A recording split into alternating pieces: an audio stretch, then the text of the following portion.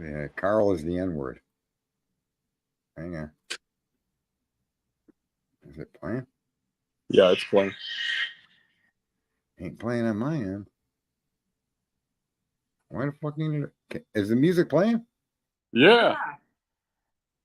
Tell me when to stop. I can't hear it. Stop. Good. I swear to God, I couldn't hear it. Good evening. Welcome to your Ass Hurts News Network, coming to you live from the tip top of Cock Tower Square with your host, Sergeant Friday, and our technical director, Missing. I'm telling you, he's got it. This guy is just, jeez. He's got to get with it. Got me all messed up over here. Oh, fuck, that's funny. Well, Sarge, how you doing? Oh, well, yeah. Oh, we are part of some show, right? Well, I couldn't be any better in all fairness. Let me see what we got. We have to have a chat with this guy. Who's that? Oh, yeah. Yeah, he's got us all fucked up on music. I don't know why the music didn't play. Hang on. There's that. That worked. Breaking news: we have sold. Pardon me. Breaking news: we have sold our technical director to a tire company in Cambodia. Cletus?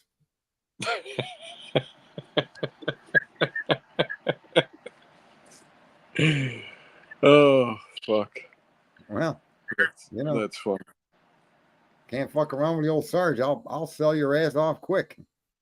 We didn't get much for him though, unfortunately. Did you at least get the straw back? Well, no. He apparently he's starting to demand things like the weight of the truck needs to be lifted off the tire before he blows it up. Outrageous things. Oh, gotcha. I mean, it makes no sense, man. But I don't know. Third worlders, go figure. They're very demanding. All right, we'll get rid of our third world help there. But I don't know. It's either him or the other guy. The other guy, I'm a little remiss to fire though. Oh no, as innovative as that fucking guy is, you can't get rid of him. You got to give him whatever. It's one of them things, man. You just, I don't know what's going on here. All of my technology is out for lunch or something. It's bad shit crazy. Here's the one I like the best. This is the so present. This is my favorite of favorites.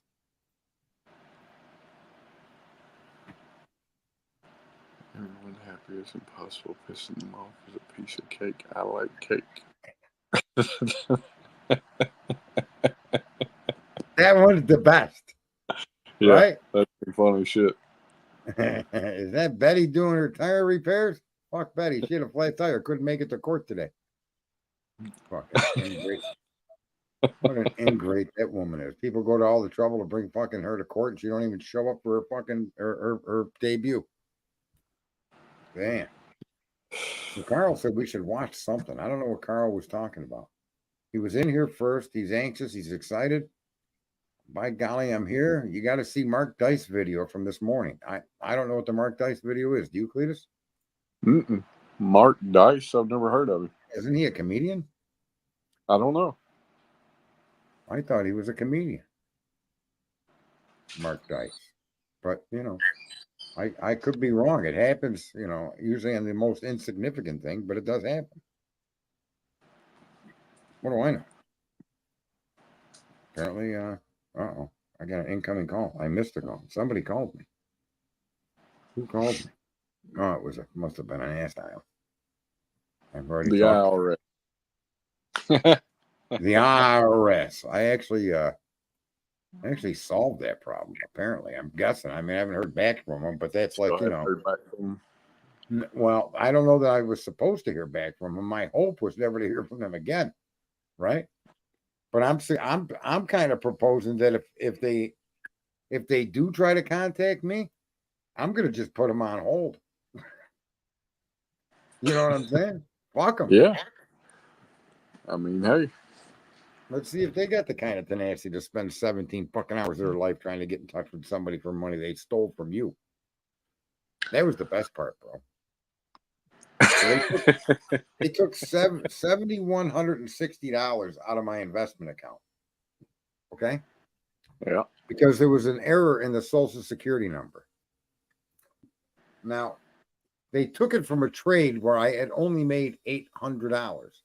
How can you tax an $800 profit $7,160? Imagine that fight. That Kamala Harris will bring us there. But I mean, for the way things are today, no, I don't go for that.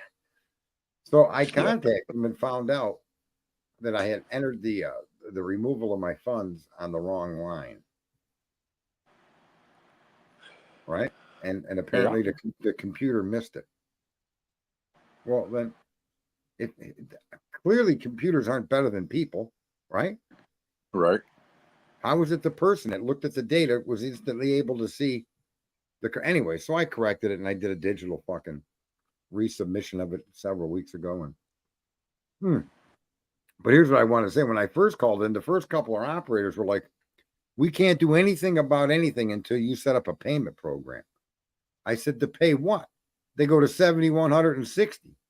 I said, "So you stole my money and I got to set up a payment plan to pay you money that on top of money you stole. Where's the sense in that?" I said. They got real quiet. I go, "I'm not setting up a payment. I'm not going to start paying you hundreds of dollars a month for money that you owe me."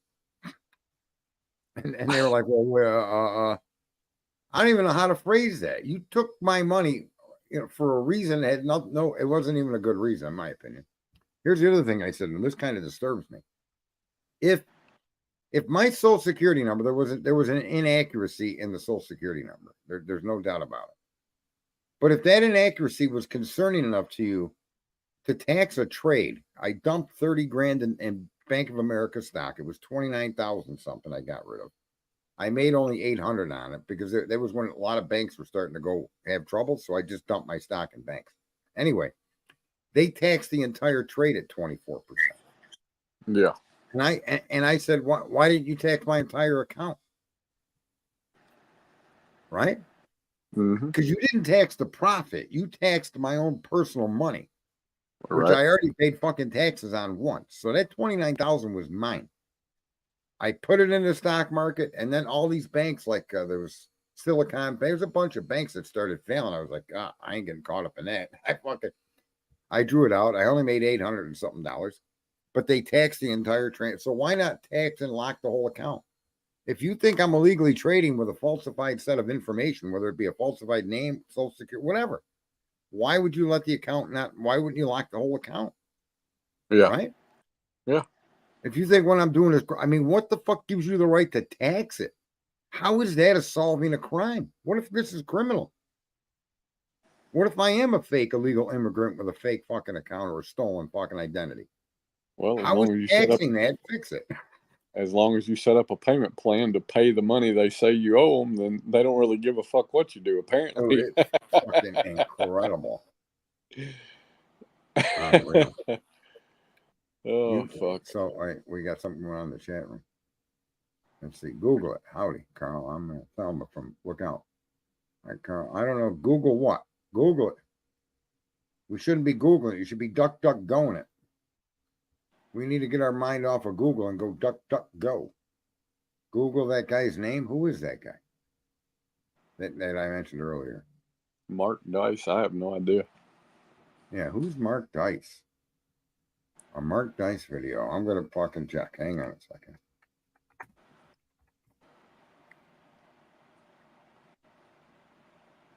Yeah, he's a comedian. He's an amateur YouTuber. Anyway, yeah. I don't even know.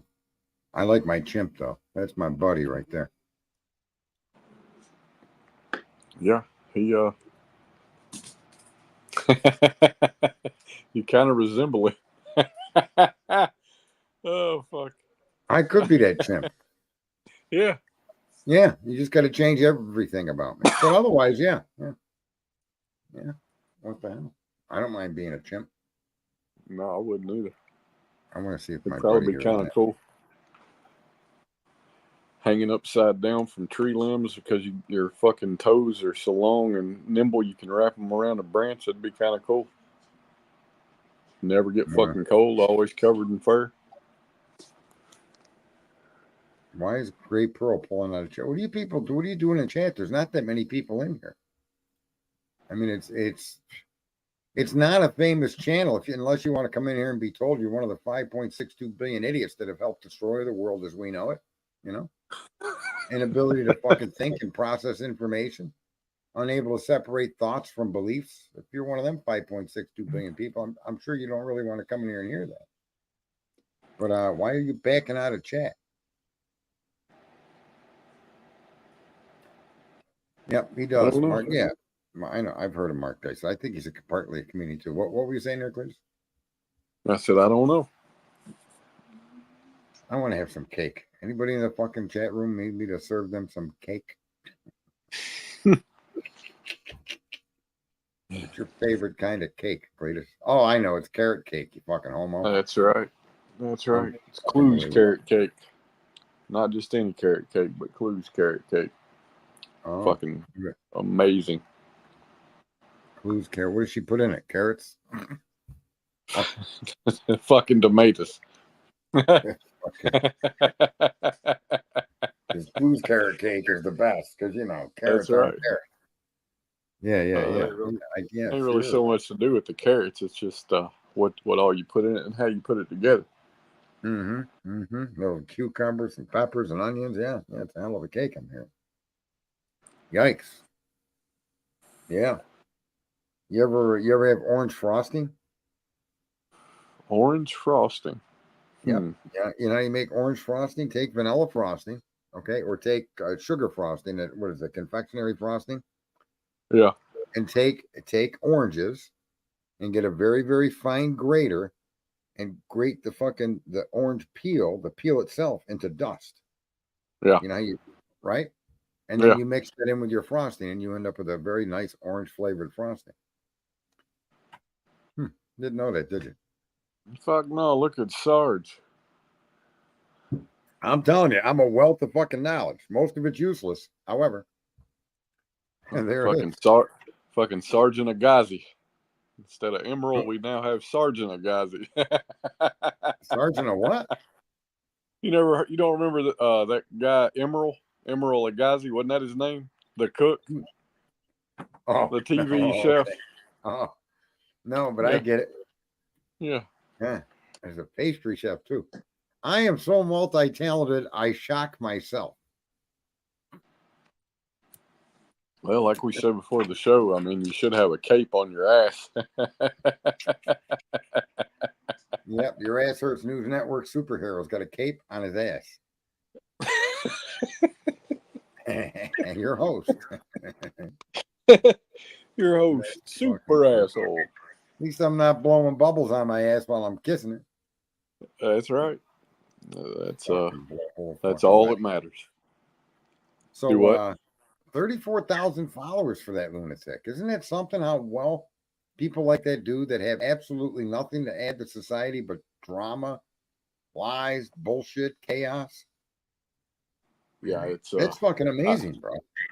Well, and here's the level and the extent that this shit goes to, right? And we'll just use her as an example, but there's many, many more like her. But she'll go on the internet and talk about how all these claims against her are lies, that these people have lied under oath. They've lied under oath. They've done illegal shit. And then talk about how she doesn't have to be at the court for the hearing because she's hired an attorney, spent $2,500. And, she was gifted this money and wants to earn the money back so she can pay that person back. And literally, the judge calls her name twice, if not 3 times, and not a single fucking person opened their mouth to speak for her. Not anybody presented themselves in front of the court for her. Nothing. And it's like, fuck your views on things. If you're going to sit out and speak out and talk about how much the justice system this and that, and these people are lying this and that, what kind of fucking person are you to do that, but not face your accuser. At the end of the day, that's a bare minimum of our rights. You can be accused of fucking anything, but face your accuser. You're given that right for a reason. It's just beyond me. Because none of these people in true crime are true crimers, man. The only thing that's true about them is they truly talk a lot of bullshit. Well, and that's what I mean, right? Is that's literally that literally showed the level of bullshit that she is about. She's not even about standing up for herself in a court of law. And it's like, yeah, I mean, what the fuck? Why would anybody listen to that? Because you're not about a damn thing, not even yourself. It's just, I don't know. It's blown my mind because I was fully expecting her to show up today, and when there was no representation nor her, it just completely blew my mind. I would be surprised. Listen, this is the hopeful never fucking be vice president's daughter, and she just don't look like she likes herself. What a fucking mess, man. These are the people that you're voting. This is the face of the Antifa fucking members right here. This is the daughter of the Kamala Harris's pretend vice president, Tim Walz. Walz, yeah. Yeah. Well, you just look at the girl. I mean, she looks like she hates herself. Look at the look on her face. Like, really? Yeah, that's what we should do. Go into a rant and just keep pointing out that your enemy is the fucking Democratic Party. The fucking people that fucking fall at the feet of these motherfucking enemies of the nation. She does look miserable. Look at that. Heather said that. I agree. Tatted all over the fucking place. She's got armpit hair. She's everything that is anti whatever. I mean, it's great to be who you are. I know I poke fun and I say people are fat or ugly and stuff like that, but we're all what we are. And this woman, she lives a life of fucking probably, I don't know, father's a governor of a state. You got to have something going for the family, no? I mean, you would think.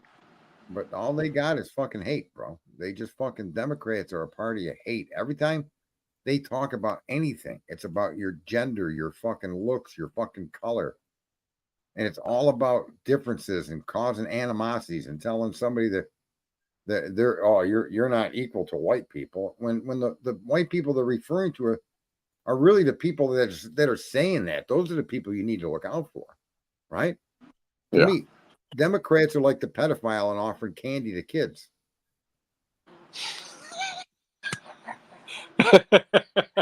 Literally, that's who they are. They're the fucking pedophile offering candy to kids. Right? It's just shocking me. Well, all right. That whole side of the aisle is a fucking mess, man. It's like they're the most hateful, bigoted fucks that's ever been in. I don't know that people, they act like they think that what they're pushing out into the world is love and respect and it's the exact fucking filthy opposite of it. No, it's hard. You can't hear what's coming out of your own mouth. You know what I mean? Yeah, it's hard to unite people when all you do is talk about their differences. To the point where if I say anything like the word nigger or coon or fucking dago or fucking wop or fucking mick, right? People run away from my channel because I'm racist. They're just words, you dumb motherfuckers. And in the context under which they're used, that defines the meaning of the word. No word has only one. The word fuck doesn't have one meaning, right? Yeah. How many fucking meanings does the word fuck have? Yeah, I really don't know. But I mean, it can be used in a lot of different contexts. Jesus right? Christ. How about the word Jesus? How many times does that fucking word be used in a context that isn't referring to the individual? Right? And you're telling me these other words are unfucking usable or unfucking, you can't talk them when they all have a contextual meaning in the conversation that they're being used in. And that's the end of it. Right? I mean, I heard a new one today. A fucking new one today. I heard that Clue's nickname for this one streamer is Butterhead. And apparently Yeah, and apparently Butterhead went and Googled. I'm assuming she went and Googled to see what the fuck Butterhead meant, and Right. wound up finding some correlation to that and a racist slur. So of course she Awful. went and tried to point that out, and I'm like, fucking really, really? Like, I mean, if you look hard enough, you could make, or if you took the notion to, you could make anything a derogatory term. All Right. any jackass has got to do is get to Wikipedia and post a fucking article, and it could That's be complete bullshit. But from then on, it could absolutely be whatever somebody wants it to be. It's just, yeah. it's fucking amazing to me. The Oh, trivial, the level of triviality. I think that's the word that we just expose each other to. It's crazy. well, and it's all driven by the others. It's like the Tommy Judes of the world. Really. I mean, Tommy Jude is actually emblematic of what a Democrat is. Literally emblematic of millions of them fucks on that side of the aisle. They're fucking ignorant. They're fucking hateful. They're fucking victims. Their lives suck. They live in a fucking trailer or some fucked up fucking place. They've never been successful because they've never subscribed they've never found a talent that they can make success out of. Right? And they may in fact be talented. Like I got a stepbrother. This dude makes Leonardo da Vinci look like a stickman painter. Look, I swear to God, bro. This kid could look at you and make an elaborate caricature fucking scene on the side of an Empire State fucking building and replicate everything that he saw and enhance and change or alter it, never losing sight that you're the fucking image in the. It's crazy what this guy could do. With pencils, crayons, paintbrushes, didn't matter. The dude was like a fucking grand orchestra with his ability to create art. He took an art link letter art test. I don't know if you're old enough to remember that, but they were seeking artists, and they would send you art link letter, a test for you to draw the images on this test, mail it back. And if your images and if your drawing was good enough, they would give you a free pass to art school. I think this is what ruined my stepbrother's life, if you want to know the truth. As a matter of fact, John, you sick piece of shit, you fuck. If you're listening to this, then maybe I'm going to teach you something. He sent the fucking pictures back, and they said that it wasn't possible for this to have been done freestyle, that it must have been copied. Imagine being told that. Right. When you sat at the kitchen table over the course of a weekend, everybody came through and watched them. And he reproduced exactly the images that they had sent in that art test. One was like this cartoonish kind of cat, but look up art link letters, the art tests. And I think that crushed this kid's life because his images were exact replicas. And I'm telling you, he was like you could consider him, if you wanted to forge a signature, if you wanted to forge money, this motherfucker could freestyle images of anything and replicate them exactly, even in size. Huh. He an incredible artist. But I think that Art Linkletter ruined his life because he became very fucking angry and hateful after that when he was rejected and accused of cheating when he didn't cheat. Yeah. Maybe I just kind of figured out why my stepbrother was such a fucking dick.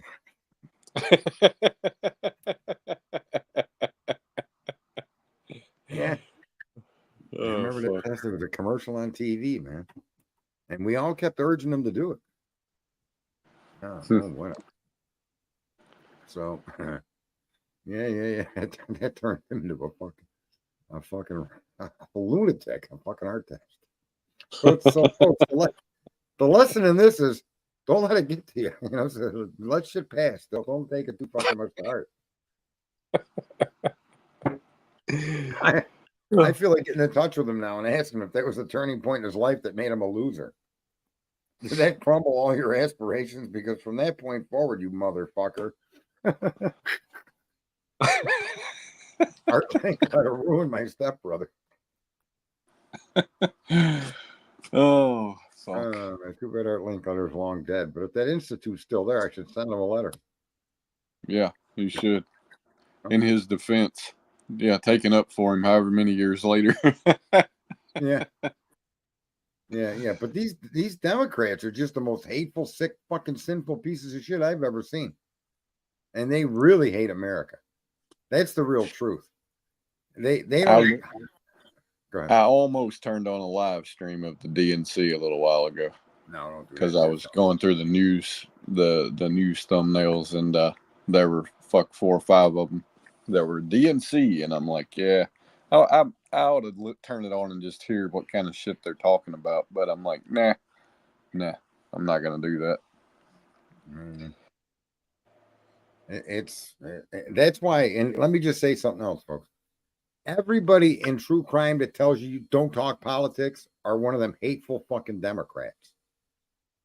The people that you really shouldn't even be associating with. You should be shaming them people, ridiculing, laughing at them. Look at you with no dick. That's what you should be doing to these people.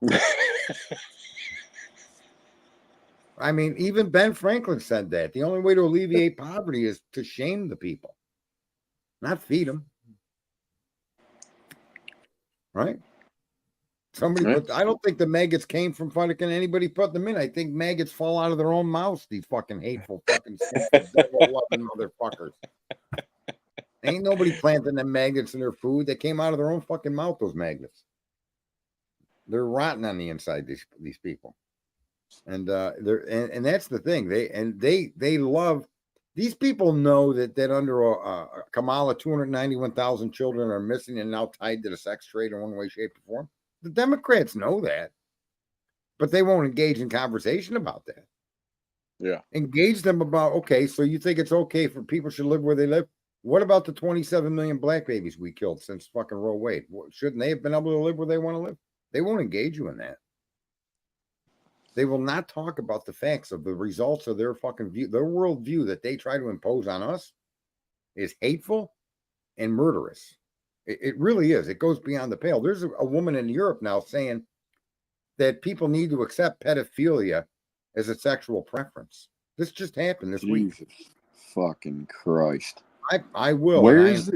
I invite all pedophilias to my home. I have kids here waiting. Call now. Okay?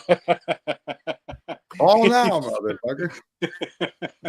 1-800. Where was this at that this woman said this? In a year, some conference in Europe. EU Jesus conference. Fucking Christ. Yeah. The most sacred part of a human life is their youth. Listen, if you don't think my childhood was fucked up, okay? If you can't notice that by how I am as an adult, you're fucked up. Because everything that you lived through as a child can stick with you and will stick with you the rest of your life.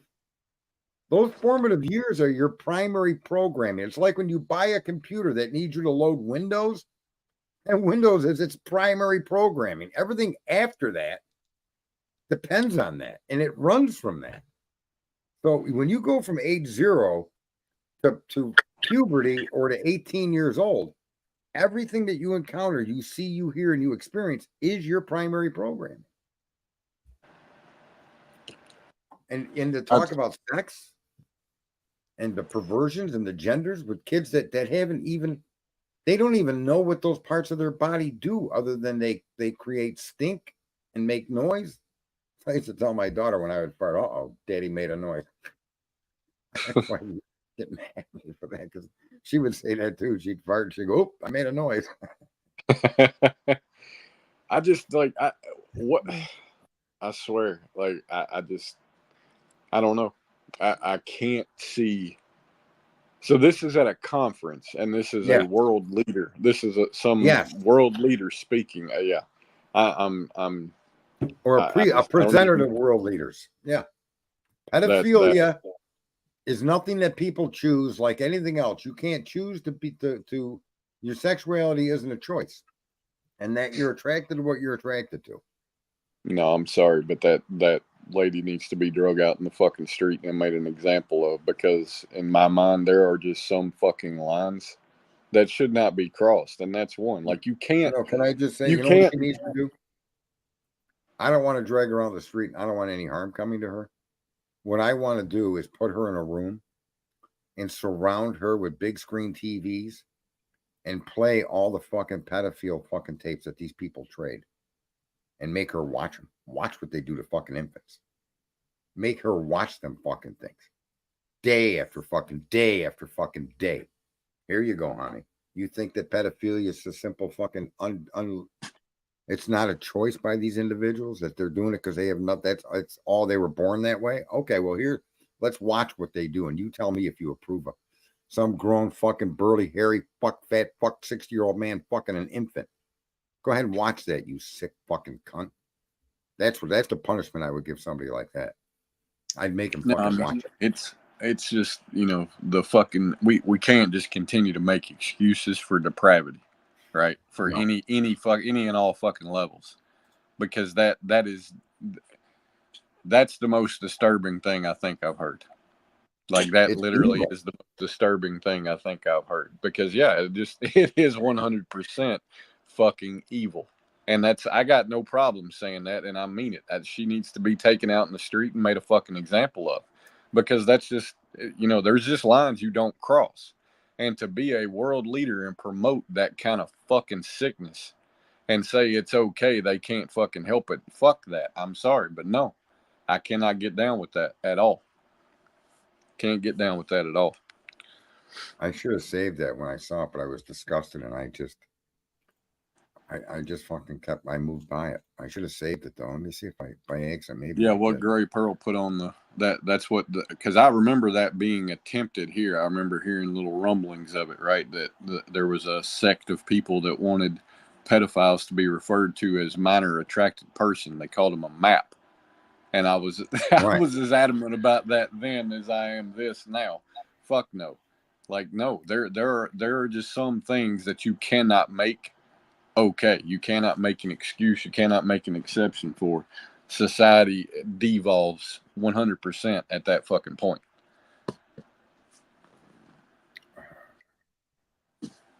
Let's see here. Peter Ducey gets school. I hear George W. Bush might be at the fucking DNC. Really? And I'm also seeing rumblings of an attempted assassination against Trump. Yeah, I saw JLR had a thumbnail up about that today. I didn't watch it, but I saw it. So there was a guy caught with guns at a rally. Well, their whole rally is about beating up on Trump and us. Right? And this woman said that she's going to push for 45% corporate tax, and that she's going to push for a 25% tax on unrealized investment. So if Clears invests $100,000, right? And you get lucky and it jumps up to $250,000, yeah, that $150,000 unrealized gain, meaning you haven't actually taken the money out yet, that unrealized gain is going to be taxed at 25%. So they're going to we'll use simple numbers. You made $100,000 on $100,000. So you got $100,000 profit. They're going to take 25,000 from you, even though that next day that stock could drop and you could be broke. It could be wiped the fuck out, right? So they're calling it tax on unrealized gains, 25%. Your house has an if you have equity in your home, that's an unrealized gain. Yeah. That's if you have a 401k, that's would that not? I mean, yes. Yeah. And that's one of her policies, but they don't want her to talk about that at the convention. Trump needs to wipe the fucking floor with her. I hope that's what happens, because it's fucking crazy. Yeah, you can't. This woman can't get elected. We're doomed. If she gets elected, I told my buddy, buy stock and matches. Cletus is a hateful bagot. Yeah, bagot. Bagot. Do you know why you should all buy stock? You should all buy stock and matches if she wins. Say again now. If Kamala wins, you should all invest in match companies. Because I'm going to run around and burn the whole fucking joint down. Okay, I'm not standing for it, bro. It's the last fucking straw. Yeah, old Sarge is just going to go off the fucking reservation. That's the other thing too. These people that are, fuck, a white man killed the native. Them natives were slaughtering each other hand over fist, skinning somebody's fucking, chopping their fucking head off, the hair off the top, or what do they call that? when they would do that to you. Scalping. Yeah, that was thousands of hundreds of years before there was ever a white guy here. And not for nothing, but we brought you fuckers the horse. There was no horses in America. You know what the native fucking four-legged animal in America was? What? A camel. Camels are native to the United States. Did you know that? I did not know that. No, most people do not know that. The horse came from fucking Europe and Arabia. There were no horses over here until the white man showed up. Isn't that shit crazy? That's interesting. You see all these Indians and horses and bows and arrows, and you don't give it a second thought. But the truth of the matter is, those horses came from the Spaniards. They brought them over when they invaded South America. That's some shit, ain't it? Yeah. It's amazing what's out there to know. I mean, it is like part of my friends say, some of it's useless information. Well, it is, but it's interesting. Well, yeah, I mean, anything that's, I don't know that anything's necessarily useless information. It's only useless if you don't fucking use it. People are guessing. They're guessing buffalo, bison. It's camel. Camels are camel toe. Maybe that's why you should vote for Kamala toe. Right? Oh fuck! I don't know. Holy I don't know. Fuck. You're gonna make a fucking voter out of me this year, Sarge. Listen, I got friends that are so ugly when they go to therapy, they put them on the couch face down.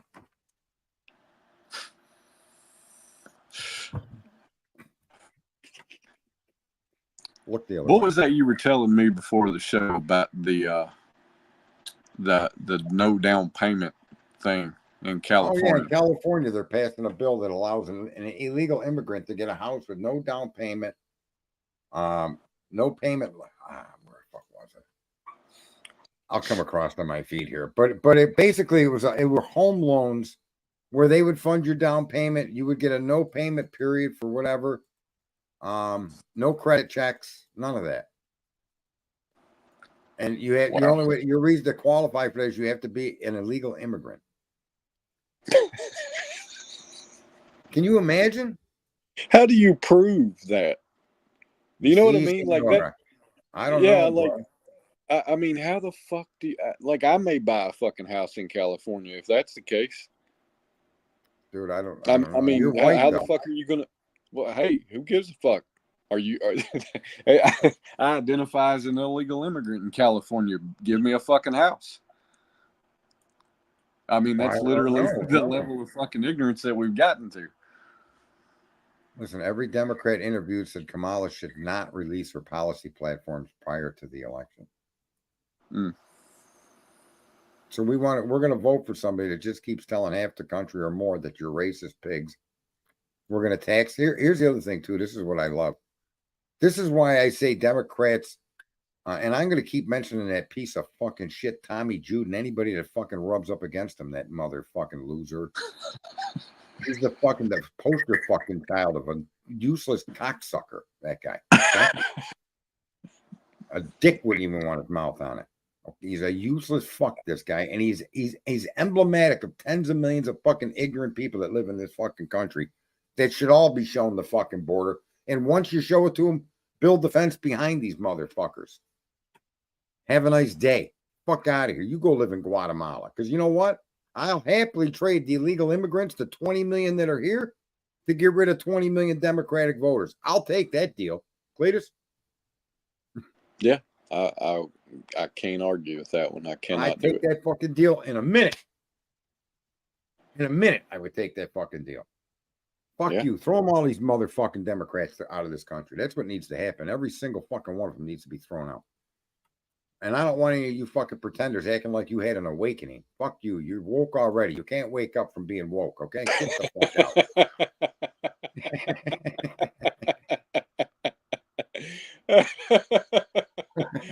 Oh, fuck. Right? I mean, come on. Some of this material somebody should go through my videos and pick out moments of my fucking rants.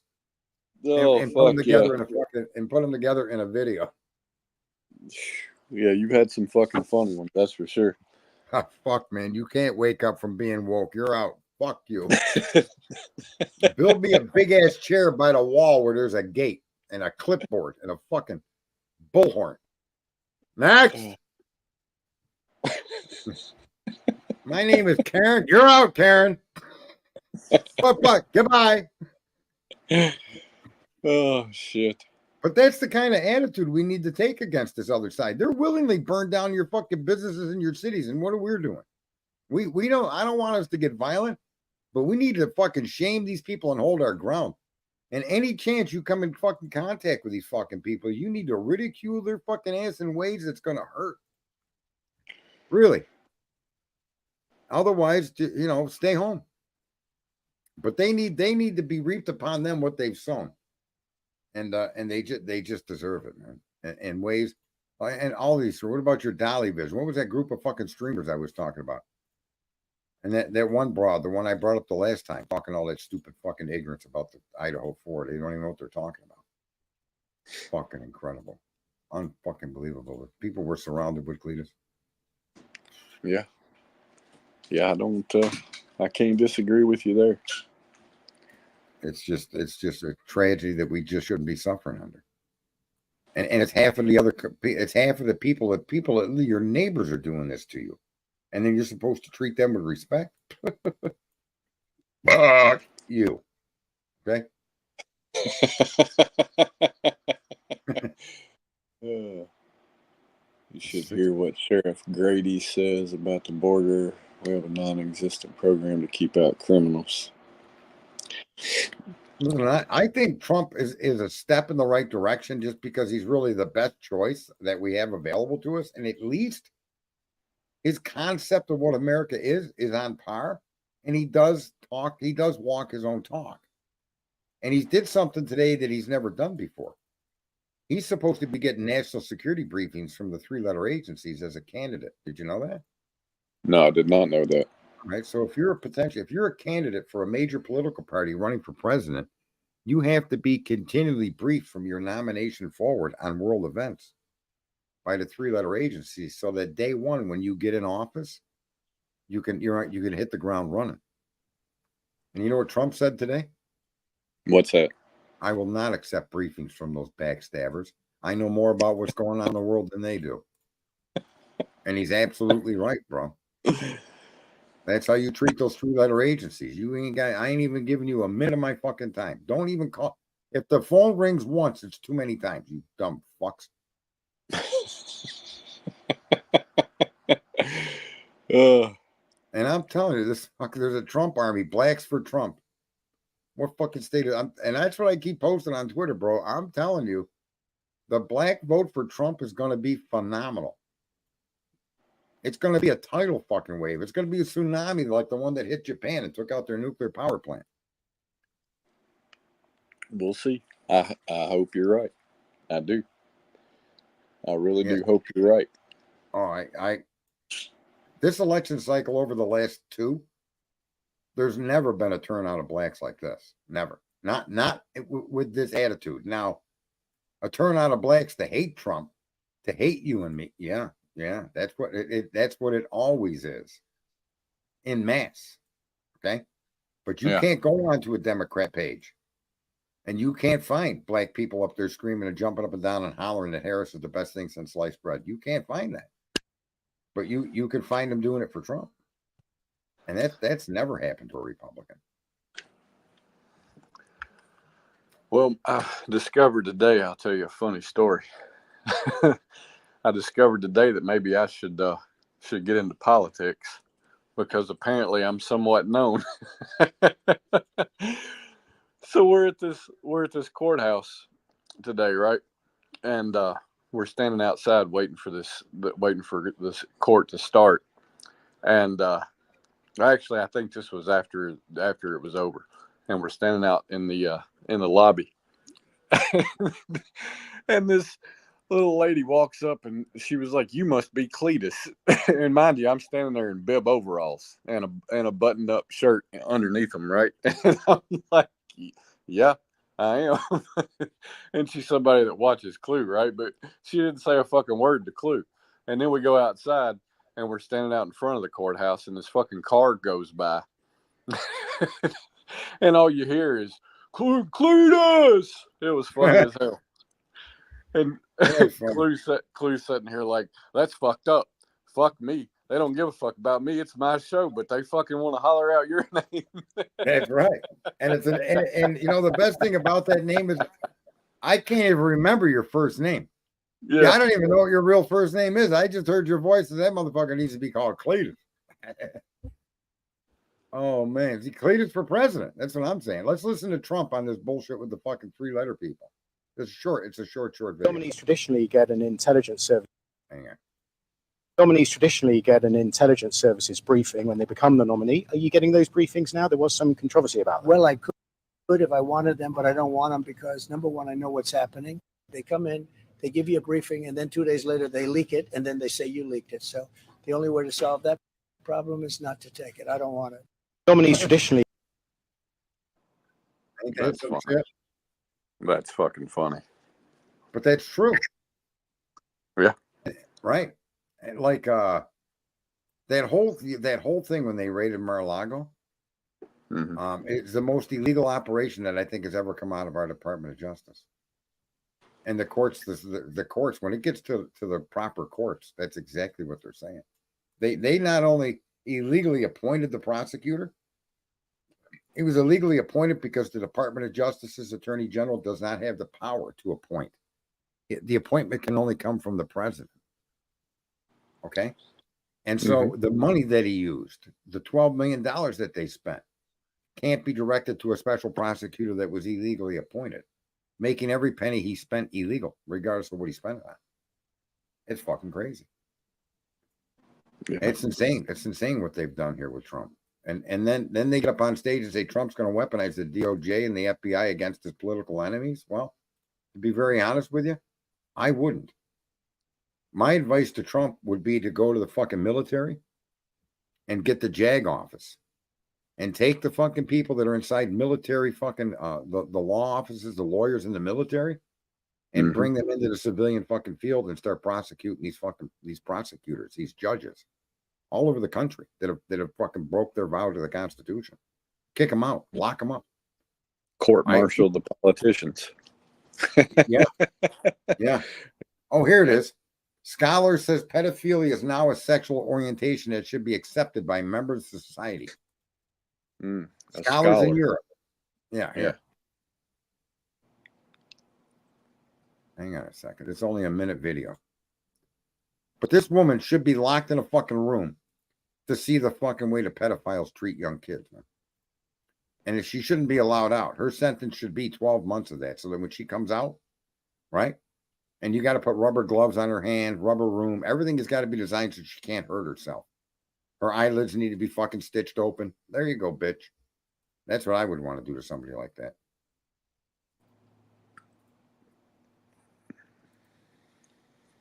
But just like pedophiles, we are not responsible for our feelings. We do not choose them. But we are responsible for our actions. And we must make a decision. It is our responsibility to reflect and to overcome our negative feelings about pedophiles and to treat them with the same respect we treat other people with. We should accept that pedophiles are people who have not chosen their sexuality and who, unlike most of us, will never be able to live it out freely if they want to lead an upright life. We should accept that pedophilia is a sexual preference. Yes, from an emotional point of view, I can kind of understand that you would want to eliminate these people from society. However, it doesn't make sense. And that's because we're talking about biology. We're talking about a sexual orientation, something that we simply cannot change. And on top of that, every day, new people are born with the same difficulty. So it's not practical to eliminate these people from society. They haven't done anything wrong. See that? Oh my God. You know what Vladimir Putin said? What? He said the Western fucking governments have been taken over by pedophiles. And he's not wrong, Cletus. He's not. Jesus. How do you Christ. lose 291,000 kids at the border? Well, you think those kids are in Disneyland? You think they're young, right? I would say this, both of those people that just spoke. Go find me a victim of a pedophile and get them to support your cause and speak openly about it and speak logically about it and make fucking sense. Then you may have an argument that's worth fucking hearing.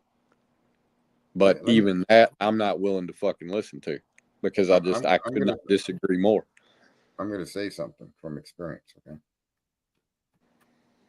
And I don't really give a fuck what anybody thinks, but this is an undeniable fucking fact. You know that. I'm rarely am I wrong on fact. You're not born straight or gay, okay? You're born as a man or a woman that are going to do men and women things. And the reason you have so many gay men and gay women are because during their developmental years, when that brain is empty and their emotions are unclear and not fully developed, they're molested. Show me a gay man, and I'll tell you that there's a recruiter in their past. Okay? I've wrestled with that. I was molested as a child by a stepbrother. And I had to overcome that fucking, and thank God peer pressure pushed me to be straight. But again, I wouldn't find anything wrong with not being straight. But my point is that a child molester and a homosexual, almost to the man and woman, have a recruiter in their childhood. That's where this comes from. It doesn't come. Now, there are some that are born naturally gay. I'm not saying there aren't. But if you were to take 100 gay men, that would account for maybe 5 or 6 of the gay men. The rest of those guys experienced some kind of sexual fucking interaction with another man when they were a child. Okay? And then they felt uncomfortable. They couldn't get past that. They were trapped. They didn't know what to do. Right? And so it is true that they are recruited into that lifestyle by an adult that did something with them as a child. That makes up a massive percentage of gay men. Women, the same way, who were assaulted by their fucking father, their stepbrother, their uncle, their teacher, their neighbor, their fucking guy down the street, the brother, the fucking big brother, the brother's friends, that did something with them when they were young, got them to not like men because they don't trust men, because men hurt them and they become lesbian. That's the history of homosexuality, folks. And ain't nobody in the fucking world can deny that. And yet, they never get that distribution of facts is never thrown in their fucking face. Now, I don't have an objection for you choosing to be gay after you were recruited to be gay, nor do I object to you not being gay, nor do I object to you being bisexual. But I'm telling you, and you want to know this, it's just common fucking sense that most of the people that are gay had an encounter when they were young that caused that kind of fucking identity confusion. Identity confusion is brought about by an adult to somebody young. And that's what makes what they're doing with this 67 genders abuse. And it should be labeled as such. And they should fucking not have any place in your fucking schools. You all need to take your kids out of the fucking school and stand out front. We will not tolerate the promoting of pedophilia and gender confusion. That's what we should be doing. And yet we sit around like we're helpless and want to argue about it. This woman has the balls to get up on the fucking stage and say that. If I was in that audience, boy, would they have got an earful from me. And to sit and say, it emotionally it makes sense, it's understandable, right? And I'm sitting here thinking, when I heard that, I'm like, so what you're basically saying is your emotional outrage over something that is literally fucked up is wrong because you've been programmed the wrong fucking way. Not because the depravity that these fucking people you're trying to gain acceptance for are fucked, but because we're all fucked for thinking they're fucked. Get the fuck out of here. Like, Correct. there's a difference between emotional maturity and emotional progressiveness, and that is emotional fucking progressiveness, and you can go get fucked with it. for all I care. Like, that's crazy as hell. Like, that is absolutely fucking insanity. Dude, What the fucking fact that these people even give them a fucking platform to speak that horse shit on is ridiculous to me. and that is a slow fucking destruction of a civil society.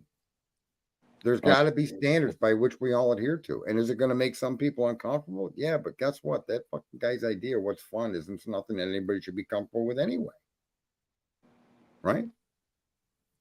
You shouldn't be interested and you shouldn't be getting your rocks off over children. There's something wrong with you. I seen this one TV show where this guy had never assaulted a kid, but had this undeniable urge to want to do it.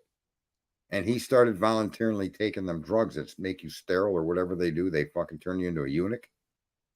And he couldn't take it anymore. And when he was asking people to help him and realized that people weren't going to be able to help him change the way he was viewing everything, he stepped in front of a bus and killed himself.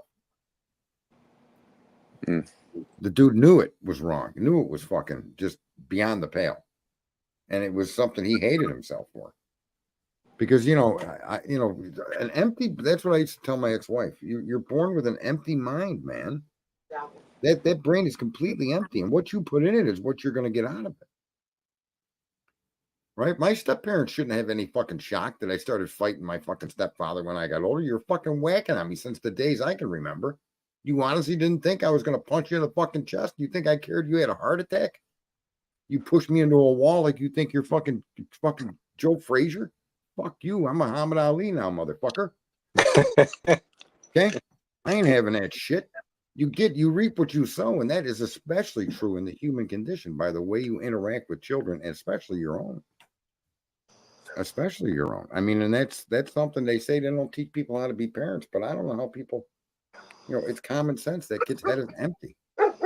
Any opinion they have is going to come from you. Yeah.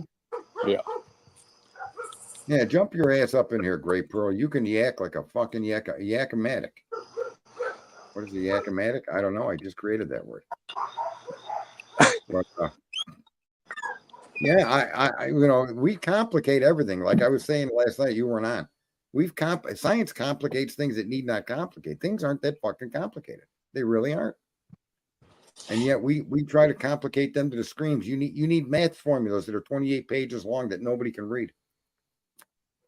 For what? Yeah, you need to get over you need to get over your being emotionally distraught about pedophilia because they can't fucking help it.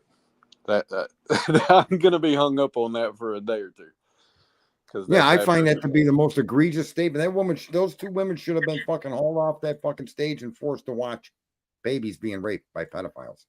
Well, that discussion should never be a one-sided fucking presentation. Period. I'm sorry, but it just should. If you're gonna have the fucking balls and spine to stand up there and say some shit like that, you damn sure ought to have somebody standing up there with opposing views. That is, oh my God. I wonder if now the streets of Chicago, the citizens of Chicago are fucking furious, man. Yeah. They're besides themselves. All this free shit for all these illegal immigrants, all these police to protect all of these people behind the fucking curtain of 3 different fences. Yeah. And that's what Trump says. You walk down the street and you get shot. Right? Yeah. He's known for saying that so many fucking times. It's not, and it's true. The day the convention opened, there were 17 people shot in Chicago. He said there weren't that many people shot in Afghanistan, probably for the whole last year. What the fuck? Yeah, that's fucking insane, bro. And I'm glad. I'm telling you, my whole Twitter feed, I can't even tell you how many fucking black folk that I'm following there now. And I don't even like having to call them black. I refuse to call them African American because I think much, much more of them than that. They're not African. They're less African than I am fucking Italian. Right? And I never fucking stepped foot in Italy. My parents never stepped foot in Italy. My grandparents had. Right? So how Italian could I be? It's fucking insane, bro. What is your heritage? besides Hill and Billy.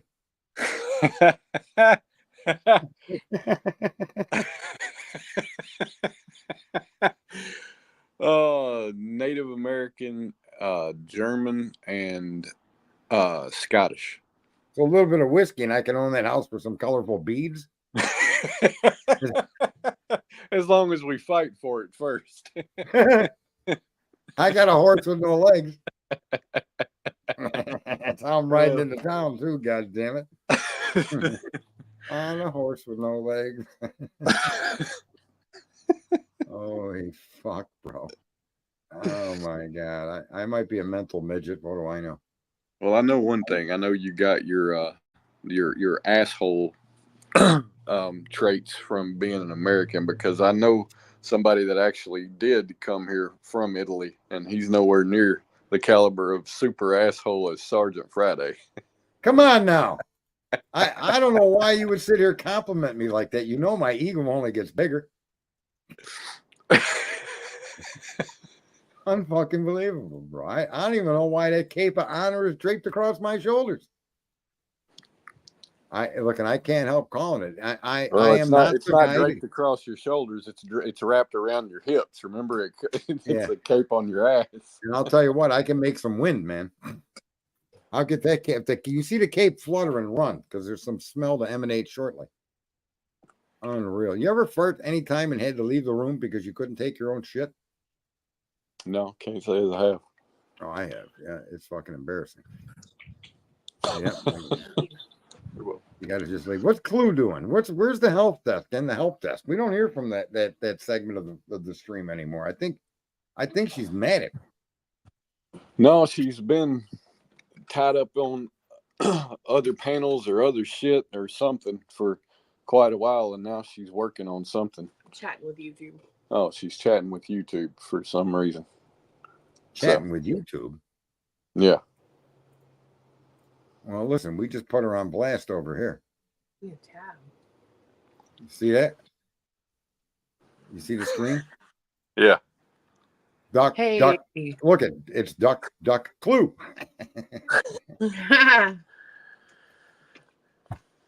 What the hell did you do to the geese? She pissed them off somehow. You pissed them off somehow. They're like, you best get your ass out of here, honey. Geese ain't having that. And you got two of them coming after you. They're coming after you in pairs. Unbelievable. She called them butter. Yeah, what happened to that poor? What does that butter means? What did they determine that it meant? Butterface? What did she call them? Butter? I don't what? know that we ever found out, but yeah, fuck, I don't know. She was referring to her head as soft as a stick of butter. That shit soft, stick, hell soft. That bitch is melted, son. Yeah, like a melted stick of butter. So, Jesus Christ. And the person got all soft and sensitive and decided it was racist. Yeah, that's what they're going to do. I literally, what I assume is that, they went to look it up because they couldn't fucking understand what it could possibly mean. And, then when they discovered, number one, how fucking stupid they were for not being able to figure that out, they decided to go and find some way to make it a negative connotation to a mass of people instead of just herself. So, whatever. Yeah. I'm surprised people don't run around calling me racist. Hell, they probably do, but Oh, I wish they would. I wish they would do it more. Right? Bring it. Yeah. What the fuck? I have no objection to that. Come on, I could be a racist. Why not? What's your name, bro? Eggs and beer don't mix well, according to somebody in the stream. Eggs and beer. Yeah, Beckles is saying that. Maybe Beckles has got something to do with butter. I don't know. Carl Ferguson, the flat earther, they were in here. 12 Gauge is calling me a racist. Fuck. Come and get your fat ass up here, Potato Man. The fuck, Mr. Potato Head. I invite him yesterday. He blows us off. He came back. I invite him again. He fucking ignored it. Unbelievable. He's got his own stream. He's all uppity now, like he's high class or something. Goes to school. He's going to be a criminologist like Brian Kohlberger. Maybe he killed those kids. I don't know. I haven't the fucking faintest idea. Get your fucking ass up here, Mr. Potato Head. Let's bring that shit live. Look at he's scared. Dago was in here the other night. I asked him to come on up on the panel last night, and he fucking ran out of here too. Oh They yeah. don't mind saying hi. They don't want to associate with it because I use the words wop and dago and mick and fucking kike and fucking nigger and fucking. Oh, he's racist. Oh, N-word. Run away. N-word. Unfucking unbelievable. Oh, Unbelievable. None of the other words. Chink, right? How do Chinese people name their children? They throw silverware down the stairs. Did you hear about the Indian kid? what He was about named. Two Dog Fucking, and they nicknamed him Fucking Dog, and he didn't like it, and he had to ask his parents why do they call him Fucking Dog. And he says, "Well, it's a tradition. Upon the birth of the child, we open the tent, and the first thing your mother sees becomes the names of the child. Your brother, when she opened the tent or the teepee, she saw a full moon. Your sister, when she opened the TV, she saw a flying owl. And when she opened the door after you were born, there were two dogs fucking."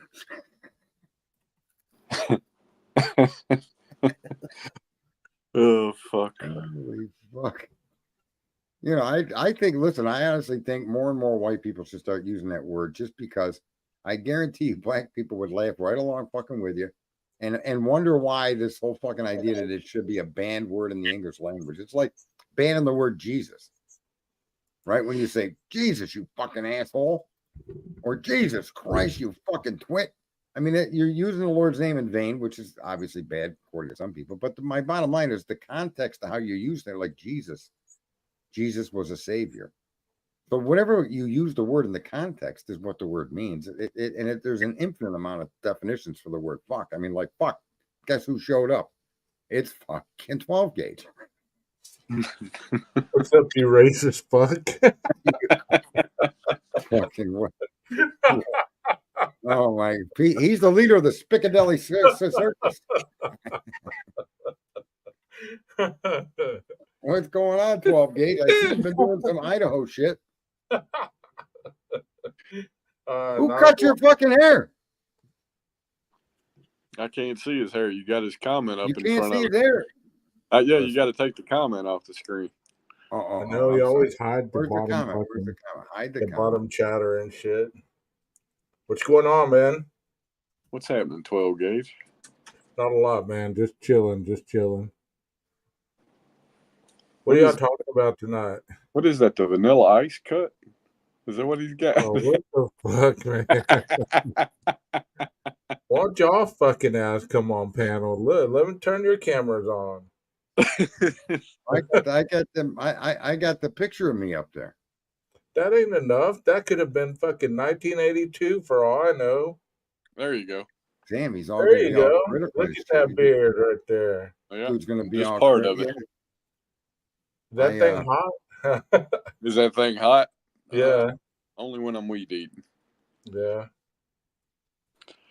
So what's the topic, man? What's the topic? I don't want to talk about the topic is open.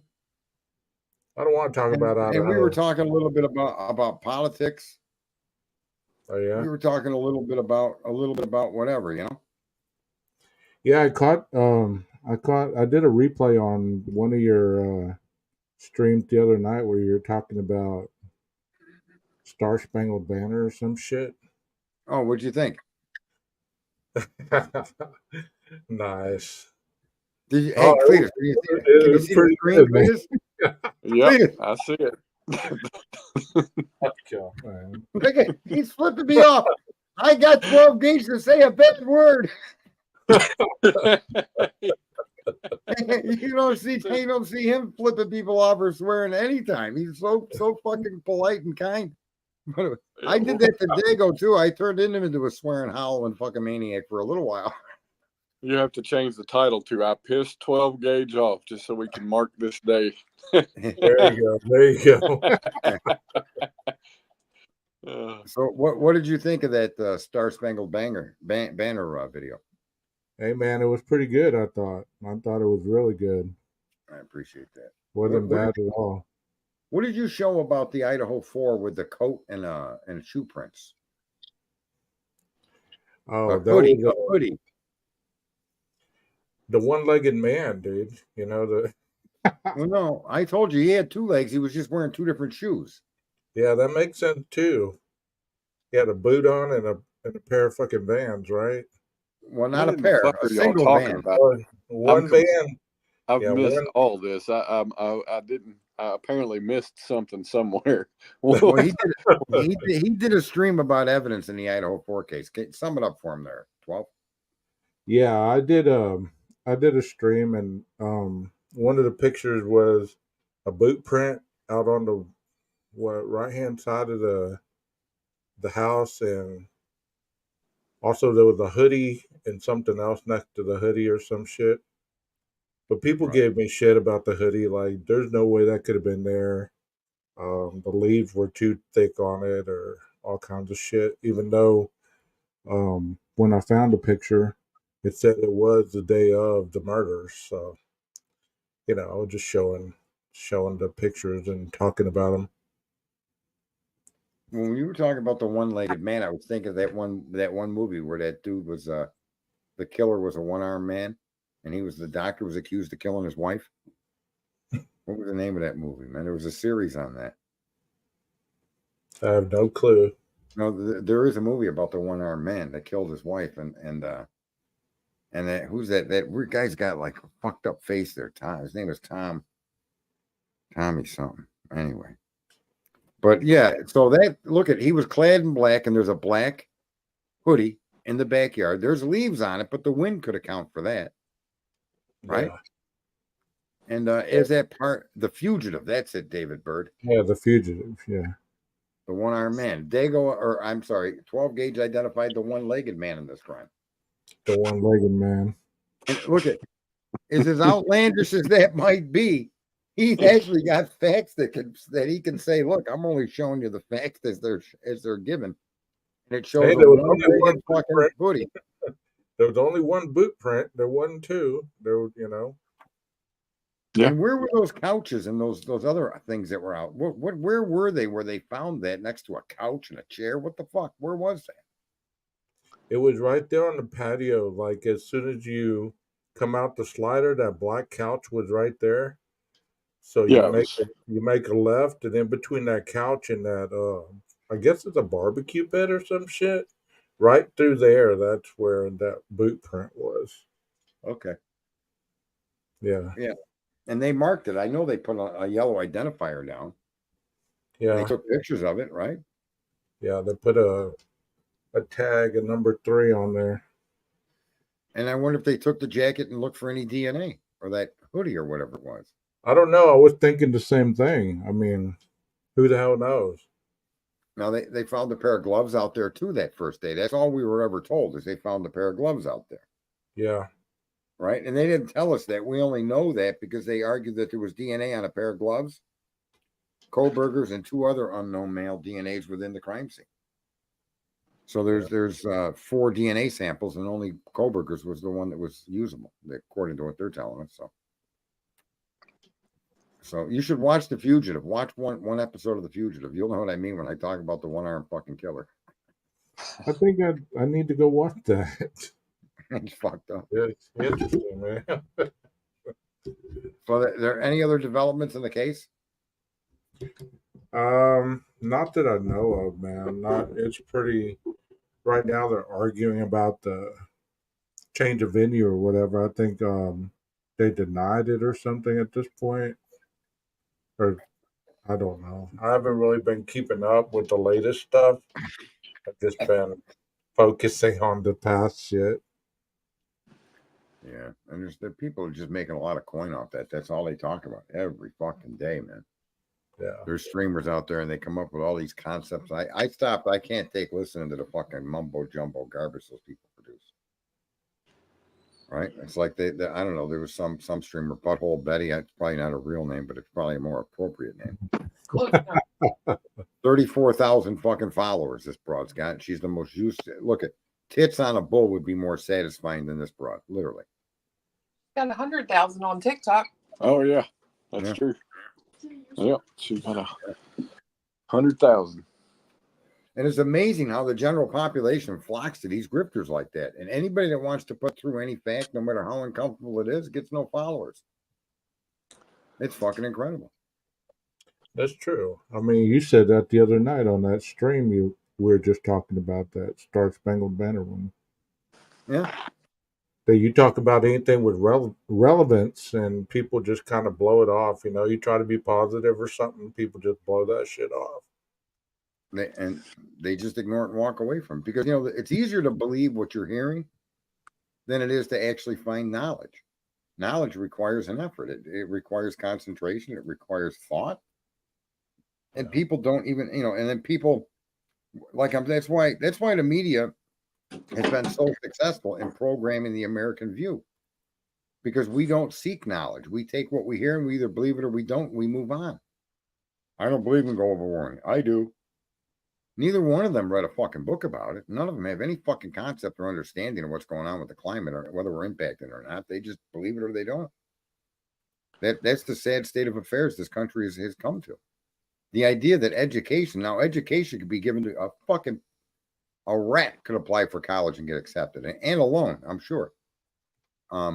Because knowledge is just not treated with any fucking sense of importance or dignity. It's quite sad, man. Hey, Cletus, I was going to ask you the other day, you know, when you were talking about going by that construction site and you saw them illegals working, right? How long did it take them to build that building? How long did it take them to finish it?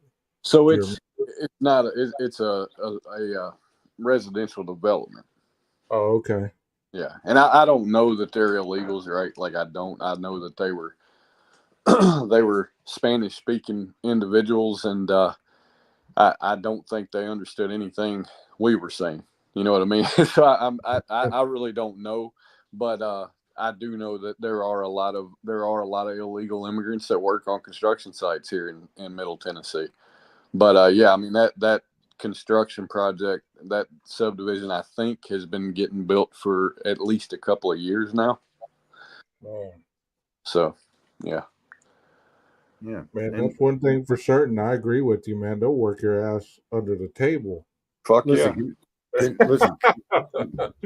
can you do me a favor, 12 gauge? What's that? And I'll cover all the expenses. I want to send you to Guatemala. Okay. No, I'm good, bro. And then listen, and then have you walk. It's only a few thousand miles. It should be no. I mean, I know you're really on health and fitness, so this should be good. And then when you come up here, right? Do you speak Spanish at all? Yes, I do. Say something in Spanish. Call me an asshole, pendejo. Eres un culero. Oh, there you go. That's what you say when you get to the border, right? And then when they let you in, we're going to meet up and go to California and get a free house loan. All right? We'll get something on it. We'll share it. We'll just share it. I'll cover the electric bill, the utility bills, whatever. But the house should be free because you would be considered an illegal immigrant. And they're passing a law there to give illegal immigrants housing for free. Are you shitting me? No, I'm not shitting you at all. I told him earlier, I said, when they do that, I'm going to buy a house in California because I'm going to say in California, I identify as an illegal immigrant. Give me a fucking. There you go. Look at, you can even, I might even have found you a potential fucking mate with Sunny. She's in Guatemala. You can go look at, and then, look, you can even drive up. I'll get a pair of shoes, right? And I'll just hang them over the surface of a treadmill and wear them down so it looks like you walked. And you put on those shoes before you get to the border fence. Yeah, a lot Where of you them, come from? a lot of them pictures and videos that you see of those individuals at the border, man, they don't look like they've been walking for days and days and days. No, they're being bussed, and then there's periods of time in between the buses where they've got to walk to another destination to get picked up. Yeah. In between, probably where there isn't really accessible roads or something.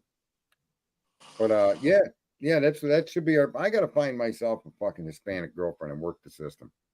What do you think, Cletus?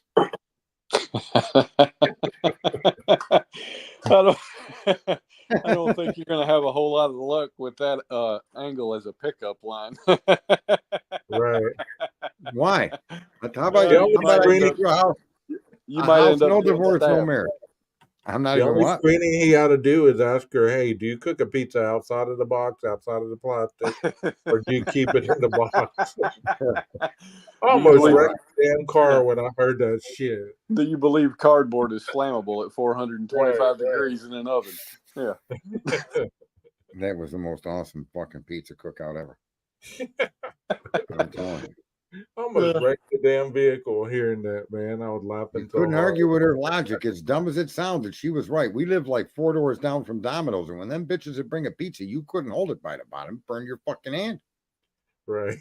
And so, it was the first time she'd ever been out of home and first apartment she was ever in with a guy. And when I put the fight on and said, Rock, throw those pizzas in the oven, and she did exactly what I asked her to do. So you really can't blame her, I guess.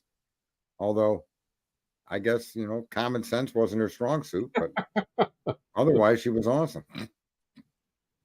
Hey, Cletus, I also heard where you said that, the pizza shrinks or whatever. I've done that before. I've been drunk, passed out, put a pizza in the oven, wake up, the motherfucker smoldering, smoking up the whole house. If I had been drunk, I probably wouldn't have felt so fucking stupid about it. But I had literally got home from work. I was working nights, and I had come home from work. It was like 4:30 in the fucking morning, and I put this thing in the oven. And the next thing I know, it's like fucking 1 o'clock in the afternoon, and the oven's still on. It didn't heat the house up like crazy. No, Man, you got a weak ass oven. So that damn thing shrunk to a personal size, huh? that's right. It. Did you eat yeah. it? I tried it. I ain't gonna lie. I was There you hungry. go. There you go. It's a pepperoni pizza. I mean, at the end of the day, the pepperoni and the cheese is all you really give a fuck about, and Yeah, exactly. I like it burnt anyway. So I thought, fuck it, I'll try it. It really wasn't that bad. The fucking Been chemical. there, done that. Been there, done that. Yes, That's sir. crazy, bro. This thing should have burst into flames and set the house afire, but nope, not even close. That's what preservatives will do for you. That's the word too, preserve, right? Under any conditions. Yep. That's right. These pizzas survive a nuclear holocaust. Man, it's fucking Damn. insane. What else you got there? 12 gauge? Anything new? Not much, man. I'm on call this week, so I'm sleeping whenever I can. Trying to get as much Z's as possible. You never know when you're gonna get that call. Some kids acting up, you gotta go pick them up.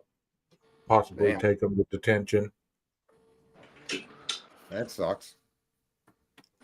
Yeah. Well, someone's got to do it.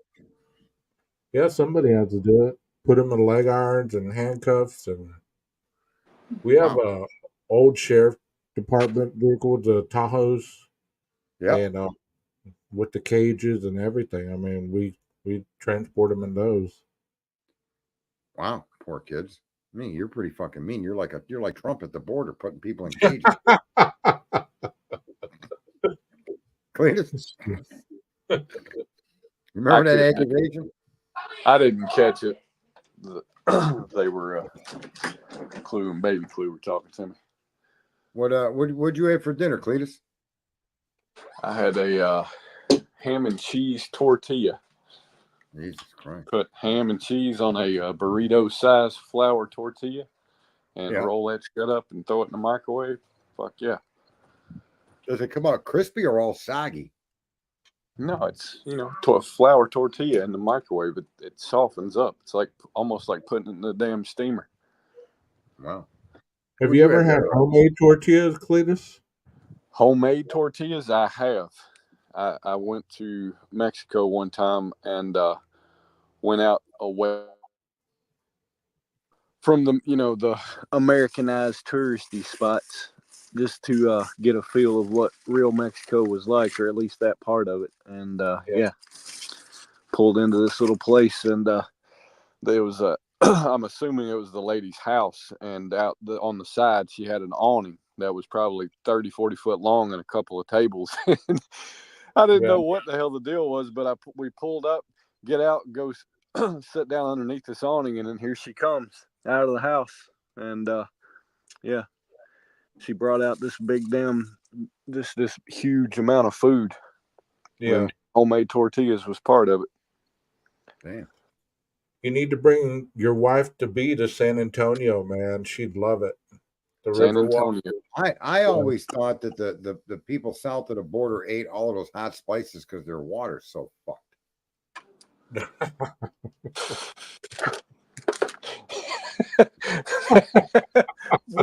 What? I can't even What comment kind on of that fucking shit. sense does that make?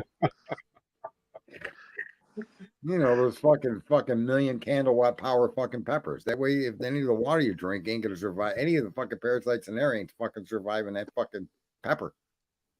Is what I was is capsaicin known as an antimicrobial agent? I don't know. It might be, man. People ought to check. I think that's the whole trick. I don't know. That's funny. I've been fucking The addicted pepper, to these. look at my new picture on my thing. You see it? Yeah, what is that? It looks like a Mexican. It's a jalapeno pepper with a sombrero and a shotgun. That's awesome. What the hell? Did he pick himself or what? Yeah. That shit was racist, Cletus. That's a racist Was it? shit. Are you offended? Am I? No. Fucking 12 gauge is his fucking caricature guy picked himself. Yeah. That's what we need. We need caricatures. You got what, a dog up on yours, Cletus? What on my? That's my. No, I told you that's my fucking. That's my lamp clue got me. That used to be a liquor jug. A liquor jug, huh? Yeah. Sounds like That's something you would pretty do. cool. It sounds like something you would do more than anything else. Liquor jug.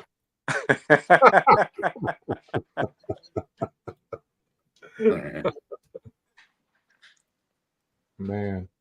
What's Now, the mob reason group? I was asking you about homemade tortillas is because San Antonio is the best place in Texas really to get authentic type stuff. I mean, the whole state is good, but you know, if you've never had authentic, there's a lot of culture down there. There's a lot of great food, great places to go, and they have a river walk downtown that you can walk on both sides, and they have restaurants and hotels and all kinds of stuff. You know, the first time I realized how Americanized Mexican, in quotes, food is, I went to a place in South Nashville. It was just this little fucking hole in the wall, and their menu looked like, you know, any standard Mexican restaurant's menu. And I got the tacos. And they come out and there's, you know, these tortillas and they've got a little bit of beef in them and some cilantro on top of it. And I'm like, what the fuck is this? You know, I'm like, this isn't a fucking taco.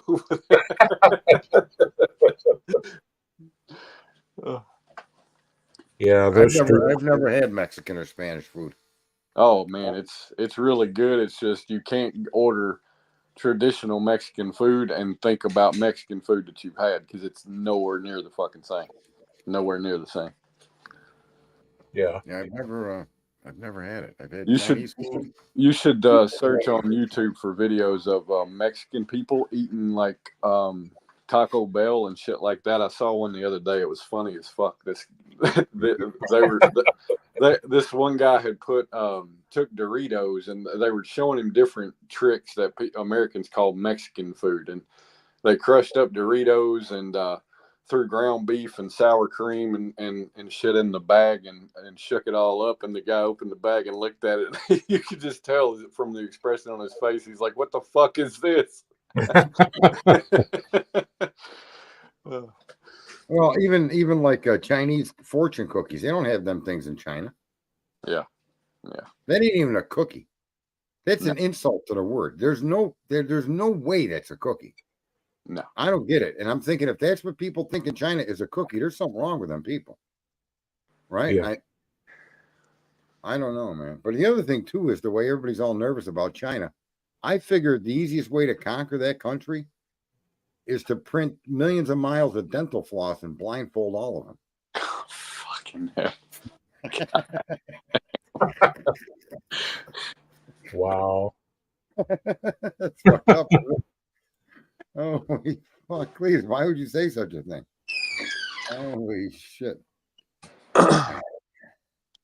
Saying like pizza and da da da. Have you ever had fried eggplant? Breaded fried eggplant? Oh, it's to die for.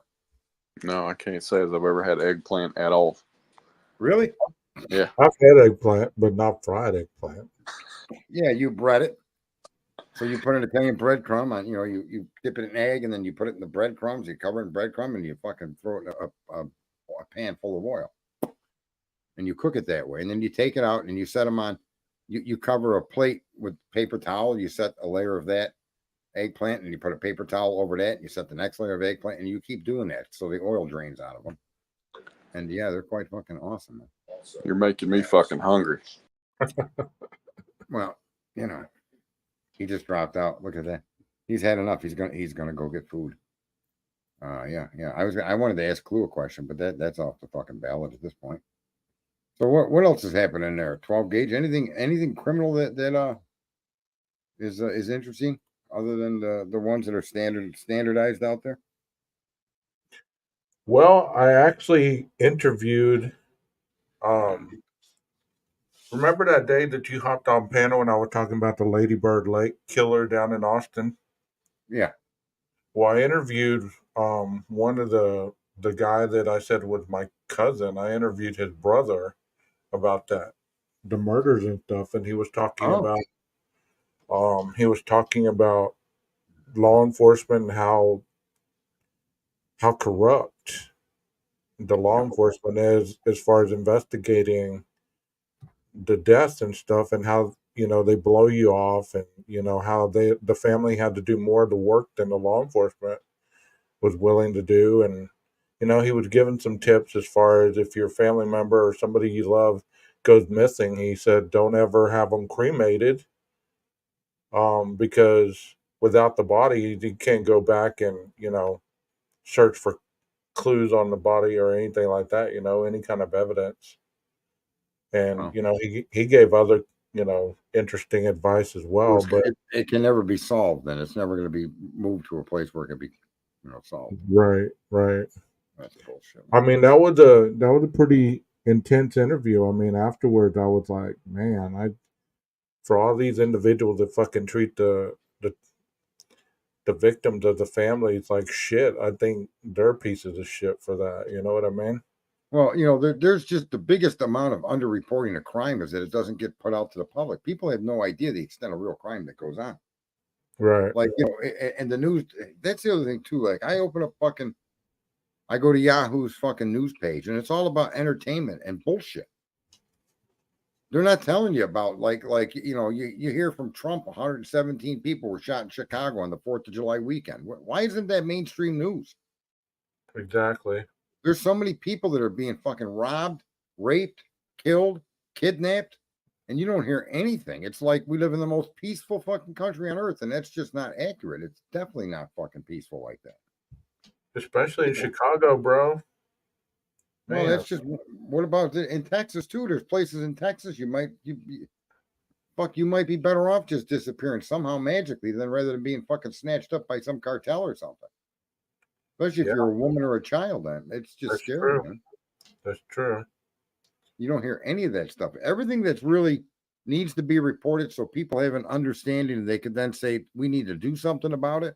Never gets reported. Right. Well, I'm gonna go sit and listen to the closing arguments of a capital murder case tomorrow in the morning. Oh, what's the case? Well, the guy supposedly shot 2 people, and the witnesses were, they're shady to say the least. They flip-flopped their story more than once, and then they finally landed on this guy.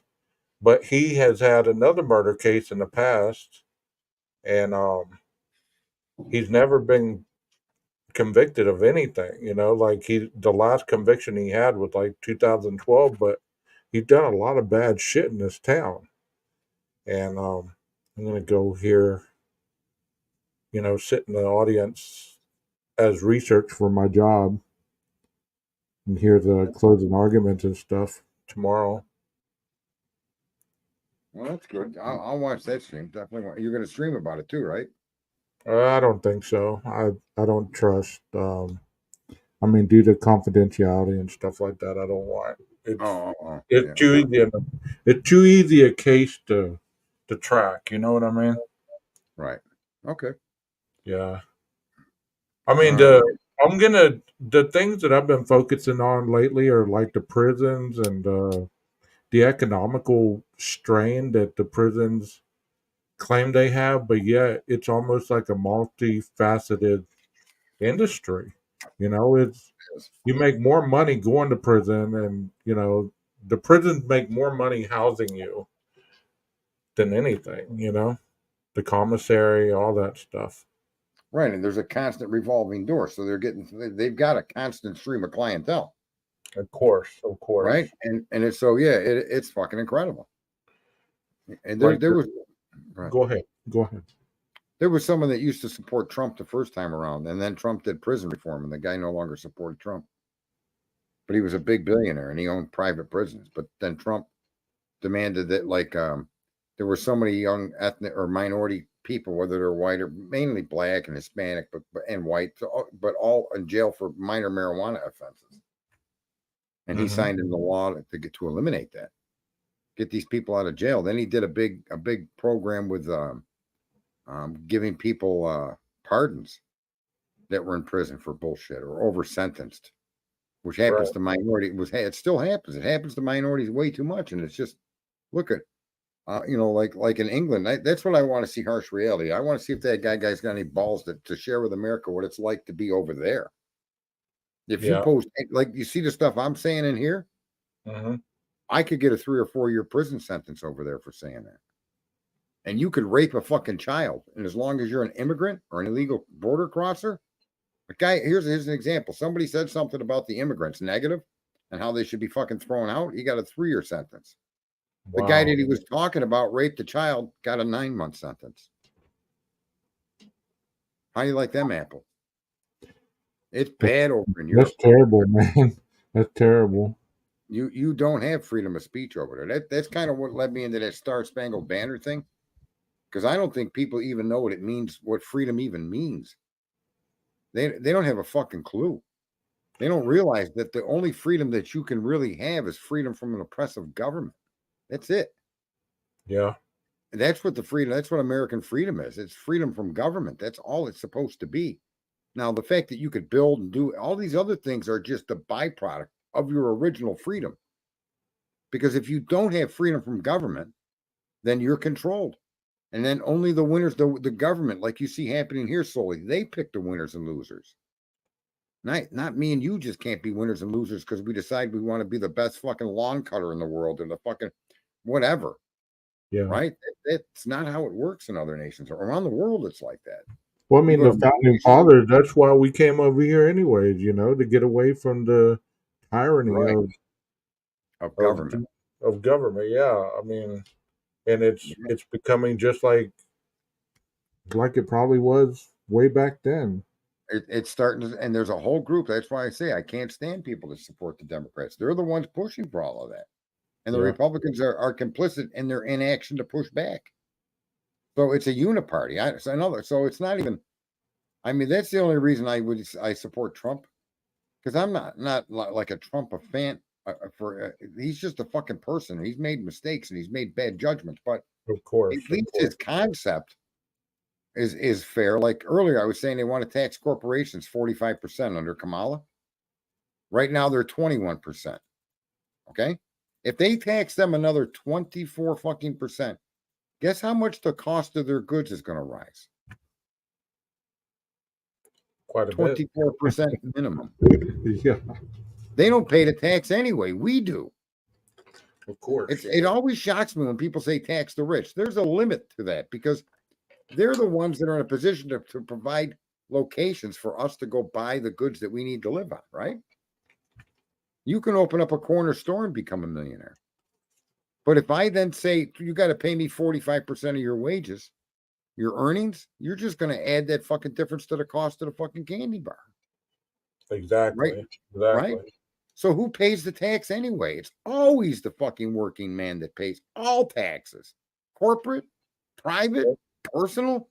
That's why all these young kids want $15, $16 an hour, $20 an hour minimum wage. They don't have any clue that the higher the wages go, the more the prices are going to rise. You know, it's like the cost of living is through the roof. You know, I've never claimed to be a politically minded person, but you know, I pay attention a little bit. You know, Well, yeah, but common sense when it comes to basic math, it's just common sense.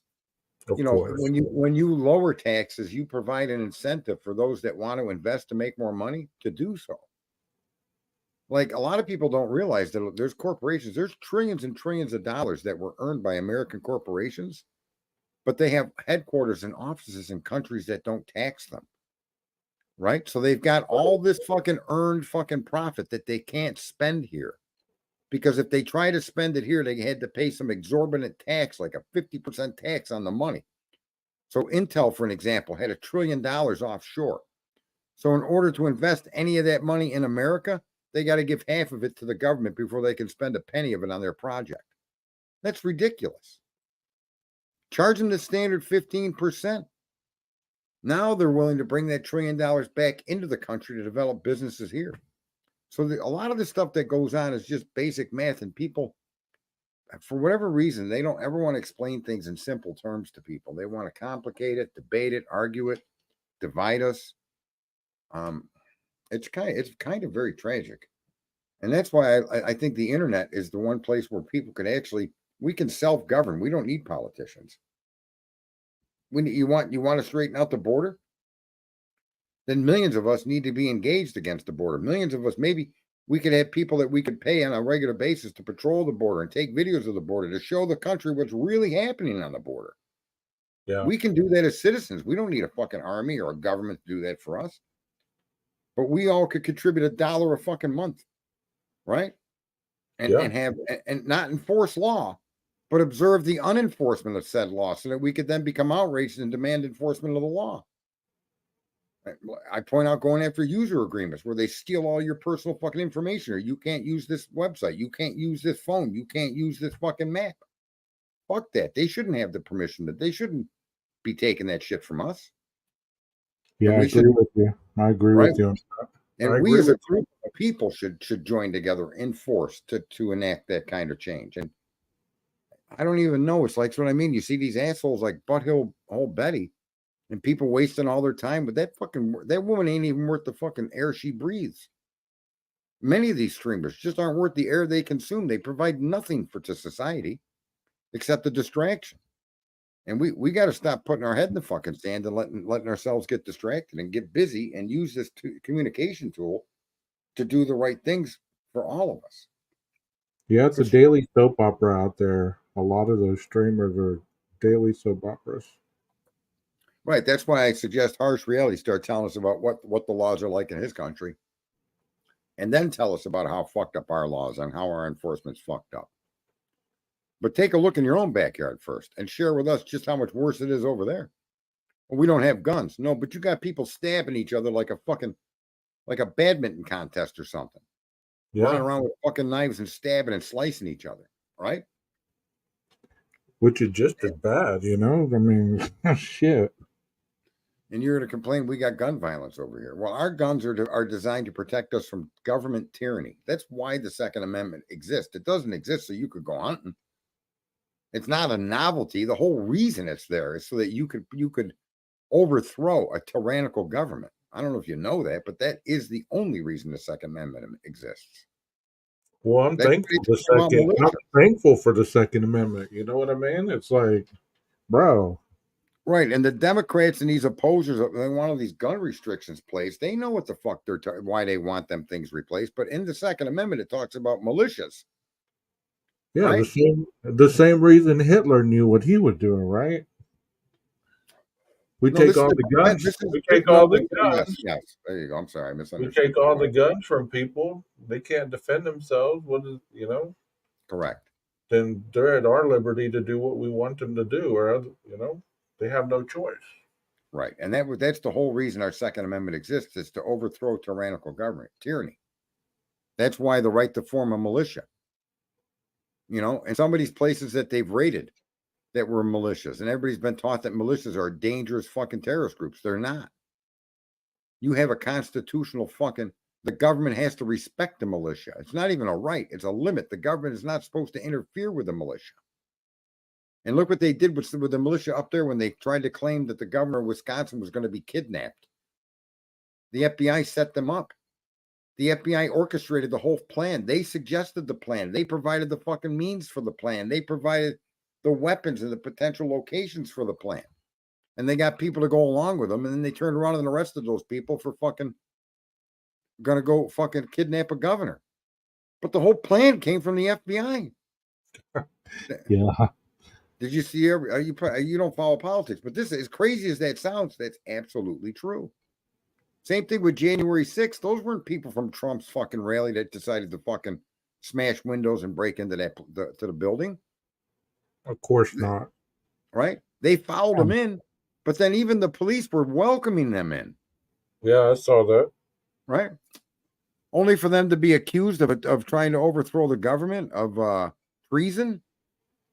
Yeah, we live in a time where the people that shouldn't be in charge, they should be in fucking prison. They're running the show. That's what Putin said today. The West has been conquered by and subverted by fucking pedophiles.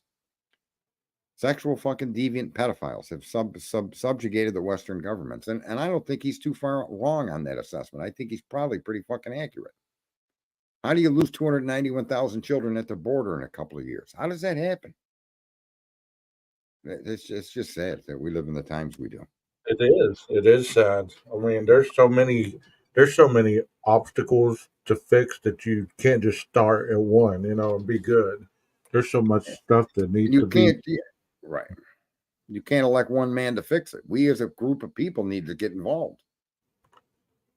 But for some reason, we've lost that patriotism that y'all were talking about the other day. Mm-hmm. You know, I say that video should be played. That myself. I mean, I'm a lazy American. I'll admit it. I take my freedom for granted most days. You wake up, you go to work, you think nothing bad's gonna happen. Somebody else is, protecting you or whatever. But that's a bad way to be. That's unhealthy, man. You should be prepared at any time. Actually, it's the right way to be, but in the wrong circumstances, right? They've taken advantage of our trust. They've taken advantage, and we've become complacent, and they continue to take advantage of that to get to the positions they're in now. Look, like I said, I'm not this big Trump supporter, and I keep bringing him up because he's the only alternative of all the people that have run for president that's trying to return power to the people. I wish he would have some better advisors, maybe someone with ideas that I've shared. I honestly believe that story of the fucking of the Star Spangled Banner should be played on the big screen at football games. That should be public knowledge. People should be reminded of what those fucking people did to maintain to make this country survive. Well, look what they did the whole 4 years. Instead of focusing on the good things he was doing, what was the focus on? Let's impeach him. The whole fucking 4 years. That was the whole narrative, the whole 4 years. That's all you heard about. You didn't hear about what he was doing good. All you heard about is, let's get him out of here. Let's impeach him. Let's impeach him. Let's impeach him. Well, he passed that $35 insulin bill. He did an executive order, and then Biden canceled it. Yeah. Insulin was $35 under Trump a month for everybody. And he got rid of that. Now they passed a bill through, which is better. But why did he cancel it? To pass it, to take credit for it? You sick motherfucker. Yep. Why do you need credit for that?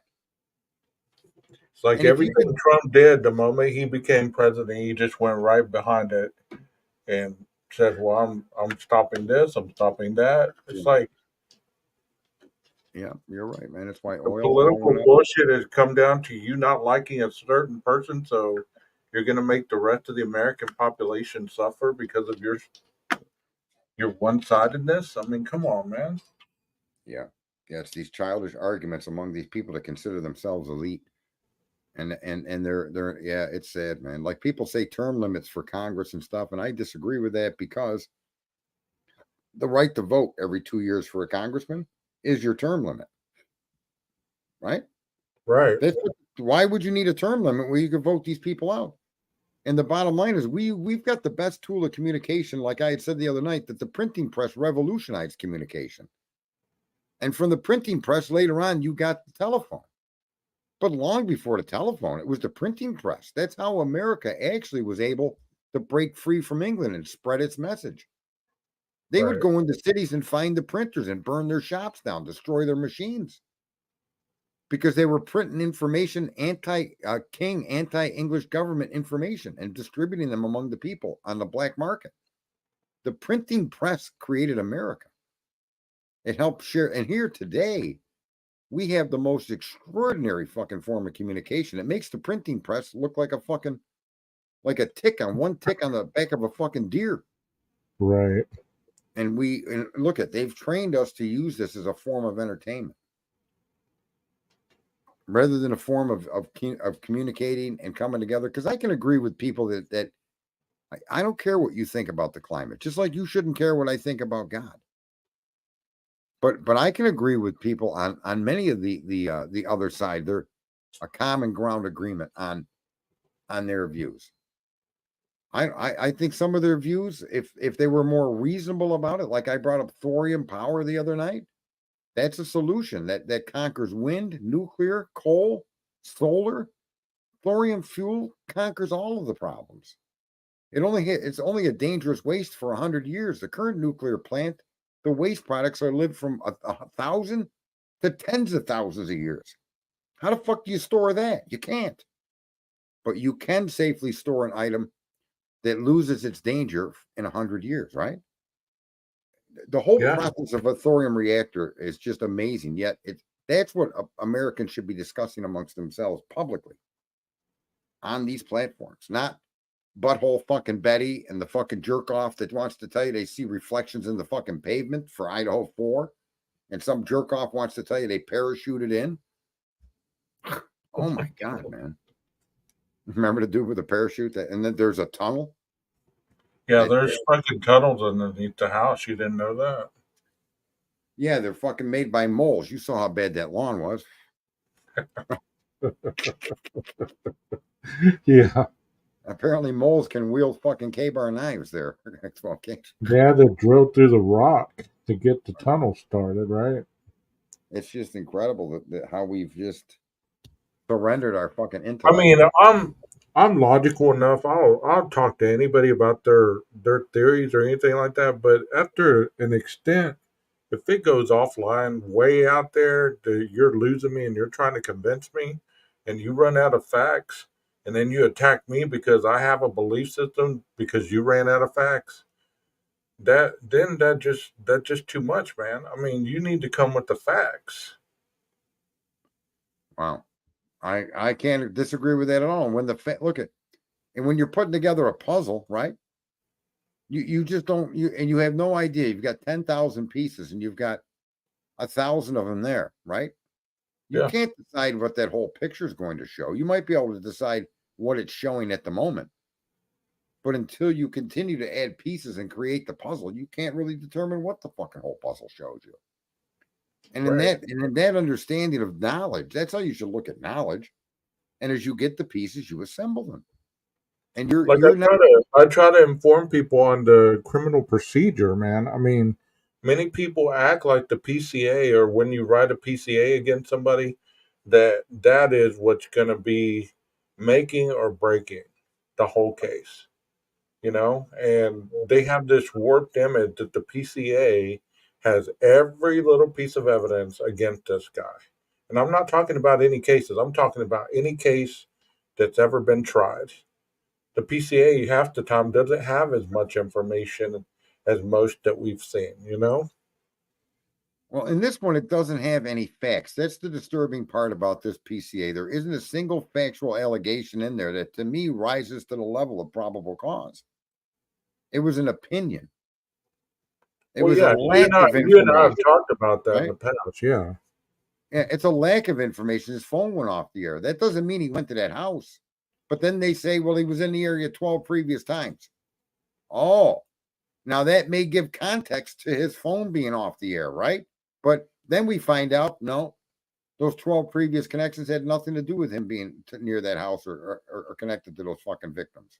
Oh, well, you knew that the day you put it in there, you motherfuckers. I mean, that's the sad part of it is they probably do have evidence, but they had such a bad procedure that it makes the whole case look flimsy. You I know, don't think they have any convincing well, I evidence. mean, okay. I'm not going to say that they investigated this to the best of their ability. I believe that they did what every police department it looks like is doing in 2024 is they do the least amount of investigation and they try to guess who the suspect is rather than just focusing on the evidence. Because I've researched other cases and it's just as bad. I know, and that's the problem with the laziness and the tunnel vision. And there's nothing in the PCA that places Koberger at that house. And people don't understand that the DNA can't be fucking considered when they arrested him and charged him. It's got nothing to do with it. It's almost like there is no DNA. None. So when they wrote the PCA and they charged this kid with 4 homicides, they had no DNA connected to Koberger. None. Once they got the arrest warrants, then they issued fucking search and seizure warrants to obtain this information to match it up. That's fucking backwards.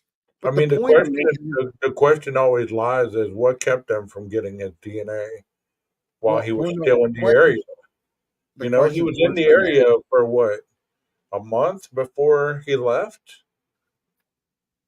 A month before he left, he worked in the area. He worked in a criminology lab, a criminology department, right?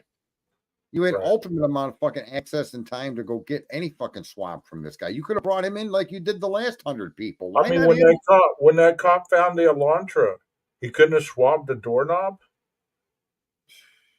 Yeah. Well, how about they just went to the parking lot while he was sleeping? Yeah. What if they watched him go to work and then go inside and swab his door handle on his open up his apartment door, get a warrant to search it? Well, hell, he had the railing that led up to his damn apartment. Surely he touched that more than once. There's a million things they could have done. And the thing was, here's the problem. You know why they didn't do it? They had no probable cause. Exactly. And then they make this probable cause affidavit and they tell this fucking story that's been proven to be unverifiable at this point by Ann. Nothing in that warrant can be verified. So that means the accusations that the way they claim he committed this crime can't be true. Of the trillion different ways this could have happened, we know for a fact that what they allege didn't happen. That's a problem. How the fuck could that be? How could you not know where he is? How could your phones and your photographs not match up with your story? That's a problem. And so that's why they couldn't get a warrant. They couldn't identify Koberger's car at the house. That's why they couldn't get a warrant for that month. Well, let me ask you this question, okay? And this is in all fairness, because I'm not trying to paint one way or the other, okay? Even though I've came out and said I believe he's guilty, I like messing with people. You know what I mean?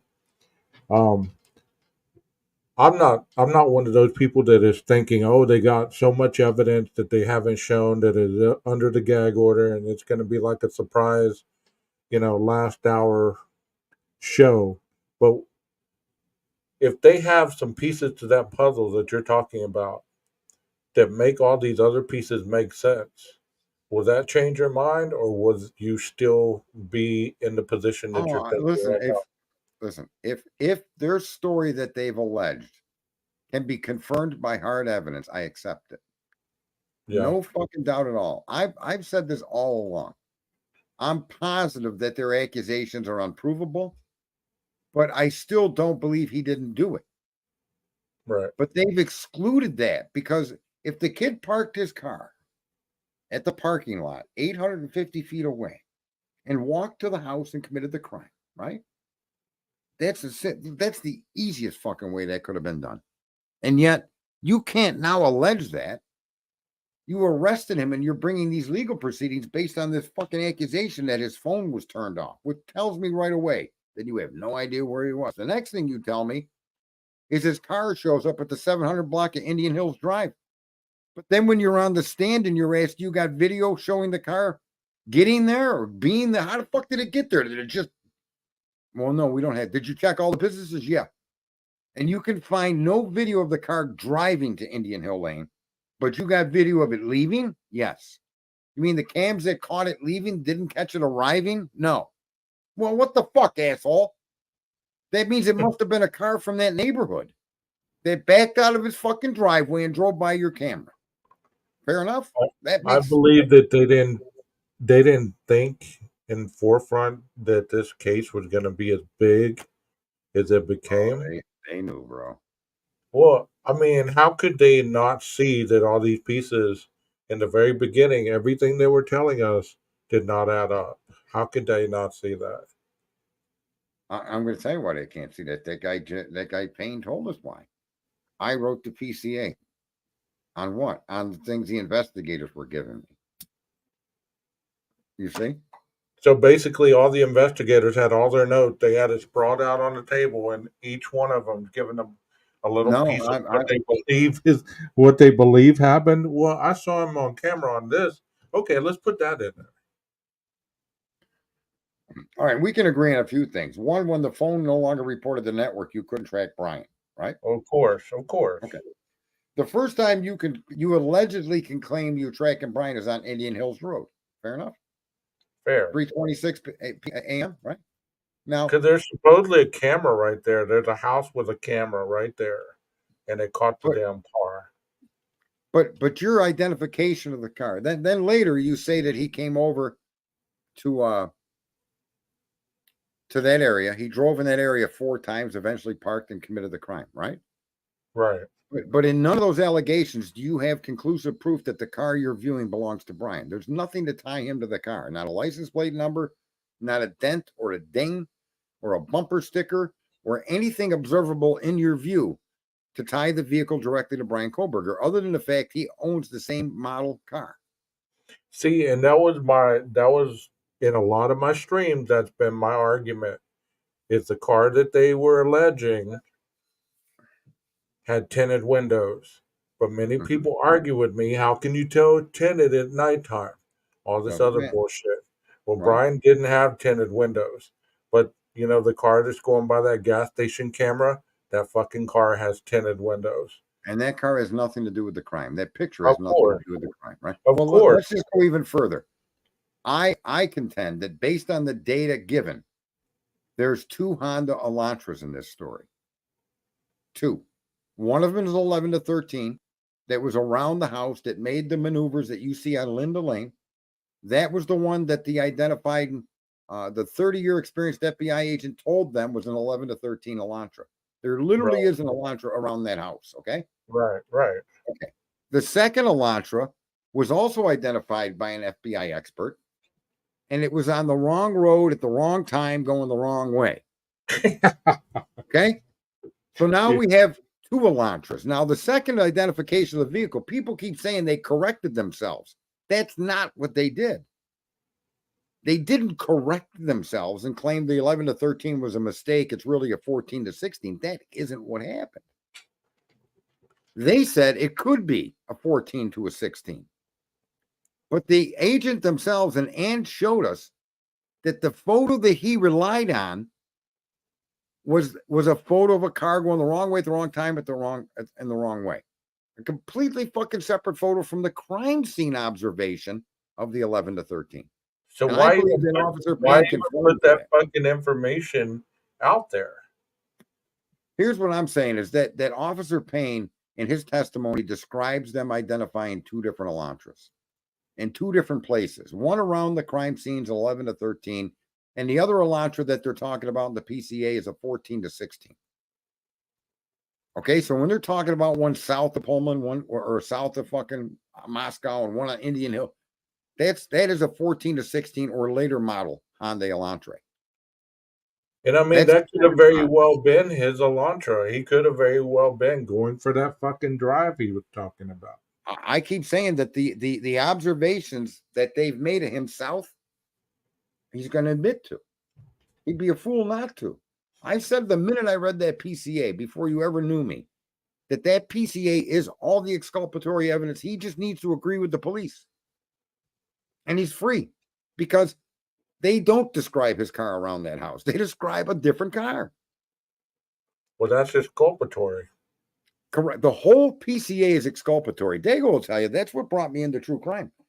I was besides myself that they arrested the guy on that fucking weak amount of information. And then when they said no DNA here, no DNA there, no DNA anywhere, I was like, do you understand what I'm telling you, folks? There's two different cars in this story and you're not getting it. And Koberger's car was not involved in that crime. So let me ask you this, okay, just as a question.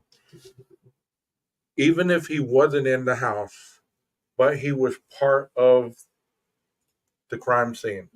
Cleanup crew, right? No, just as a lookout.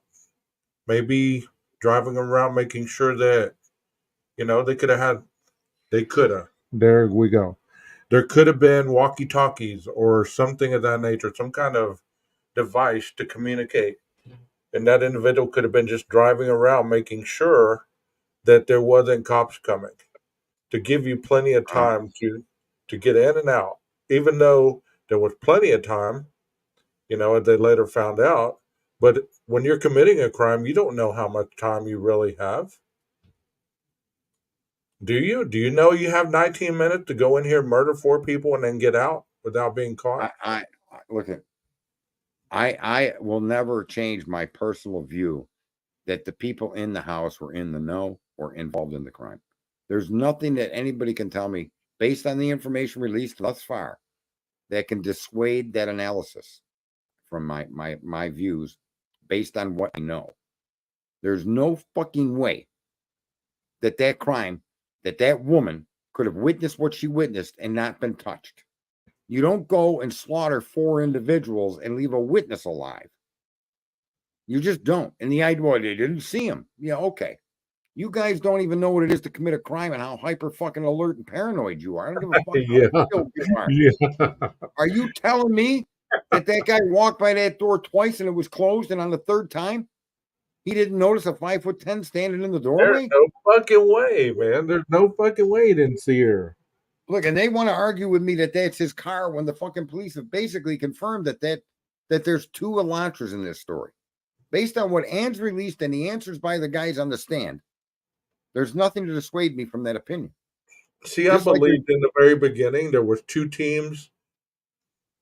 There was just kind of like you're going to set up a heist or something. There's guys on the outside waiting to get away with load you up and take you off. Even if he wasn't in the house, I believe that he was part of the crime somehow.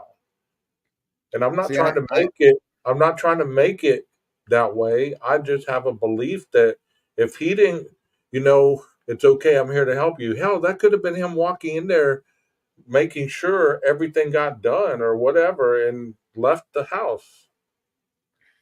Like a supervisor. I think that statement was made to Dylan directly.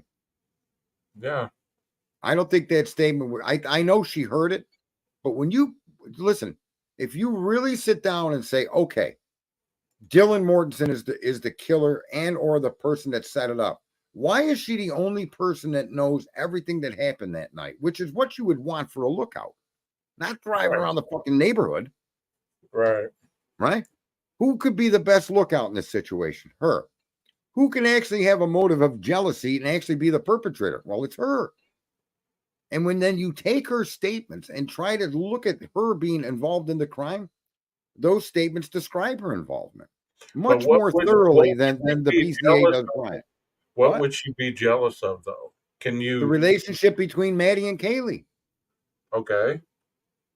I said that right in the fucking beginning, and then I got shot. Oh, I know you've said that, but would it have been the friendship they had that she couldn't get in? No, it was a love affair. It was a love triangle. Okay. She invited that girl back to be her number one. Why not take Maddie to be your number one? Why not take the other girl there, Zaina? Why not take someone we never heard of? Why do you got to bring fucking Kaylee back? Right. And then that night, that she's going to be going home the next day, and then this night this happens. And you know where they were for every moment of the fucking night. You know when they came home. You know when they went upstairs. You know when they made a noise.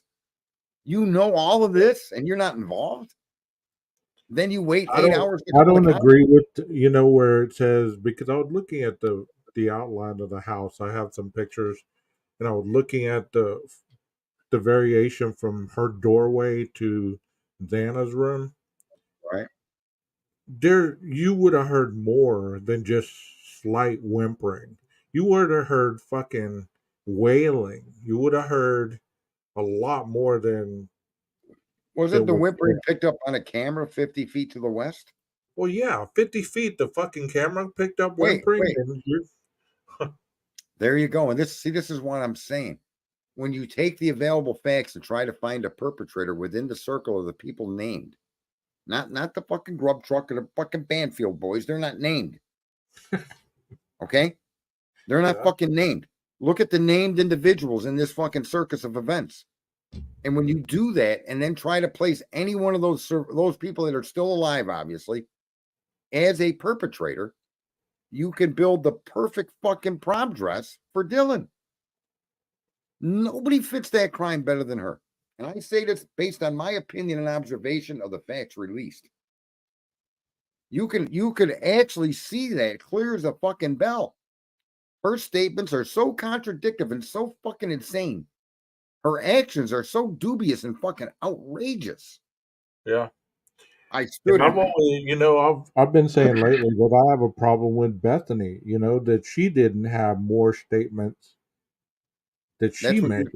That could also be indicative of a smart criminal that knows to keep their fucking mouth shut. Oh yeah, that's true. Right, but in Dylan's case, all she noticed was Xana and Ethan coming. Being at the party and coming home. That's it. 2 times in the whole PCA she speaks. Right.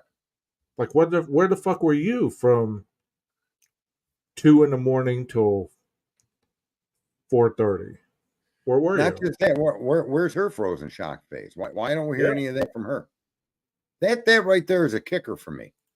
Somehow you witnessed a person moving through your home that caused you to freeze in fear. And then you just went back to bed. What we're doing right now. What we're doing right now, I can do this all day long, and I respect your opinion. I respect your thought pattern, but you're not throwing innocence or guilt down my throat. And I mean, there's more to this than innocence and guilt. There's a lot of. It's almost like innocence and guilt is a smokescreen to keep people away from the reality of the crime. Well, I think the innocent or guilt keeps people away from the only fucking thing that they should have any focus on, and that's the action of your government against a fellow citizen. Period. Is what the Idaho police did in this case consistent with the constitutional limits of government? Is the investigative and the processes, including the investigation and collection of evidence, is it consistent with a thorough professional fucking retrieval system? And we might not ever know that until the trial. No, but I'm saying we as the people should be looking at that and discussing that. How is it that you could run in and out of a crime scene without changing booties with fucking windbreakers on, and you're swabbing for fucking the most microscopic fucking cell a human body could shed, and you're in there sneezing into your sleeve in a fucking windbreaker? And you want me now to trust whatever you tell me the sample is you found? I just can't do it.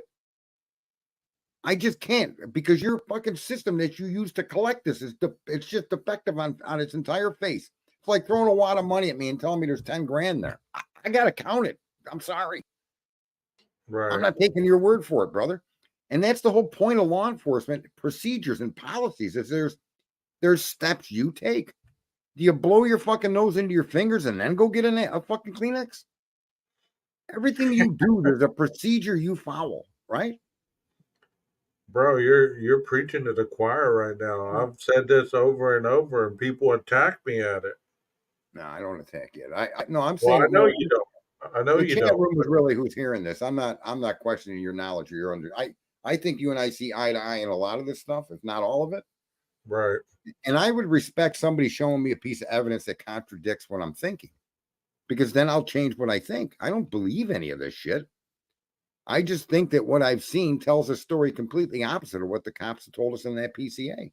I'm not saying Koberger didn't do it. I think he may have done it. However, that's really not my concern. My concern is whether he did it or not is only relevant if the data you've collected and are showing me proves it, right? Yeah. Do you I see mean, any I'd have no problem with people saying he's innocent, but their layout of the innocence argument is not as thorough as what you're talking about right now. The way you Yeah. presented it to me, I could see that point. The way a lot of people come at me with that, it's almost like they're just wanting to start an argument. Can I just say that's the problem with people believing in him? I don't believe in any of this stuff. I don't believe a cop has to behave a certain way. I know that he's supposed to behave a certain. I could go read what that is. I don't need a cop to tell me what the fuck they're supposed to. Like I did talk to that one cop, Detective John, and asked him if your partner makes a mistake in a serious case that could get the case fucking lost, what do you do? Well, I got to decide if it's that big of a deal or not. No, motherfucker, that's not your job. That's the legal system's job, the court, your superior, your boss, your lieutenant, your chief, your captain, your fucking lawyers, your judges. It's their job to decide if what your partner did will cause this case to fall apart. Not yours, not the guy on the beat, not the guy doing the investigation. You don't have that right. You're not judge and fucking jury. Your job is to look at, you give me a swing set to assemble. There's directions. I give you a crime to investigate. There's directions. And if you don't follow them, then the accused, if their guilt or innocent, isn't relevant. It becomes irrelevant because you didn't do your job according to the standards. You fucked up.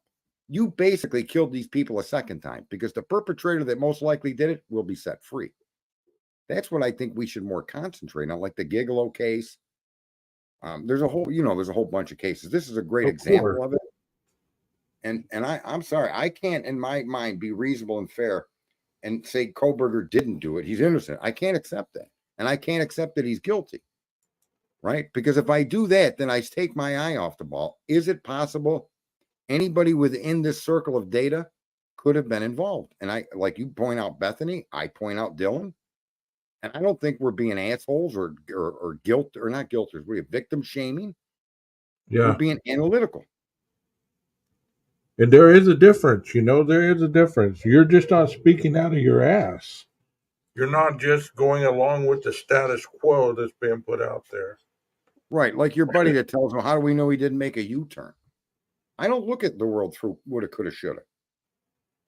I look at what they told me that their accusation. This is their accusation with what they have in the PCA. And I look at that. Does it hold water? Doesn't seem to. Then you're watching all of these proceedings in court, and the prosecution's team themselves are telling you this shit don't hold water. Why do I then got to make an excuse for them? You know what's crazy is, like, you watch other streamers and they are so passionate about, I just presented something to you that should set him free today, knowing damn well that's not how it works. They get everybody fired up wanting to see if Koberger is going to be released today based on the evidence that a YouTuber streamed. You get what I'm saying? Right. Did you see my stream on the Fifth Circuit Court of Appeals? No, I didn't want that one. The geofence stream? No, I need to watch that one. Well, in summary, a geofence warrant allows you to capture all the fucking users hitting the cell phone tower. And then whittle your way through the users to try to find a suspect. Oh, okay. Yeah, I remember. I did watch some of that where you were saying that you can go into a neighborhood and you can be searching for one person, but it's picking up all the other people's stuff around there too, right? Right. Yeah, right. So they're going to investigate my corner store got robbed. They're going to capture all the cell phone activity in the area, right, around that store, and then try to whittle through that list to identify a possible suspect. Well, what are you doing investigating people that are innocent? What right do you have to that guy's cell phone data and his location? See, a search warrant, when you look at the laws of a search warrant, the government has to have accurate information. They have to have the name of the suspect, the location of where they need the warrant for, and the items that they're seeking. You can't just go and fucking open up every door in the fucking street because you know the stolen goods are in someone's house here, Right. right? We know they're in one of these houses, Your Honor. Well, you better give us a name and an address. Or you can't open up fucking 1,300. We know you got guns in there. Kick down the door. So that's what a geofence warrant is the equivalent of, and they're using them all. They used them on January 6th. They use them, and the Fifth Circuit said that violates the Constitution, and it certainly does, bro. Because if you collect the data of 1,100 people that went to that store that was robbed, right? 1,099 of them are innocent. Yeah, and chances are they don't even know the data has been collected. They have no idea. And this is why I'm a big fucking hater of the user agreements that we're forced to accept. And we are coerced to accept them, where you can't use fucking Google Maps or you can't use a GPS system. And I mean, that goes above search and seizure, you know? Yes. And they say companies can do this. And I'm not saying it's illegal for a company to do that, but what ends up happening, this is how Germany was taken over. The fucking Hitler started sucking the dick of the steel maker. Hitler started sucking the dick of the fucking arms manufacturers. And then passing laws and doing things and promising people a fucking car. Meanwhile, he's only building these factories to build tanks because he's in bed with the corporate leaders. And that's exactly what our government does to undermine the Constitution. And then they sit back, they say, well, we didn't do it. Intel did it. Google did it. Fucking Motorola did it. No. We, the people, need to put an end to the collection and storage of our personal movements, our personal information, our personal locations. We need to insist these companies get rid of that. Well, you notice every app that you put on your phone, almost all of them has a location service now. Correct. Yeah. And default, it's on. And what right do they have to my personal information? The only right they have is my unconscious fucking acceptance of their user agreement, because it's fucking 48 pages long and you can't read that. Your battery will go fucking dead. No, right. But it's those issues that we as the people are supposed to focus on, not sit back and argue whether he's guilty or innocent. Only he knows. Right? And you know, once it's all said and done, Sarge, what the fuck is it to any of us? Well, to me, other than the fact, I mean, honestly, if everything pans out correctly and they broke no laws or they didn't do some shady shit to get to them, and they show it that it was legit, if he's guilty, he's guilty. Are you gonna Are you gonna stop living if you believed all along he was innocent? No. That's why I kind of, like I said, I at one point was a guy that I thought he was innocent from the beginning, in all fairness. But the more and more I got involved with this, the more I started to remember why I got out of politics. And it's because, first of all, we don't do anything. And second of all, we get distracted by the fucking flashy the shiny object in the room. And this debate back and forth over he's guilty or innocent is just the shiny object. You can't possibly know. And you can't. We get divided by fucking bullshit, like the Sebastian Rogers case.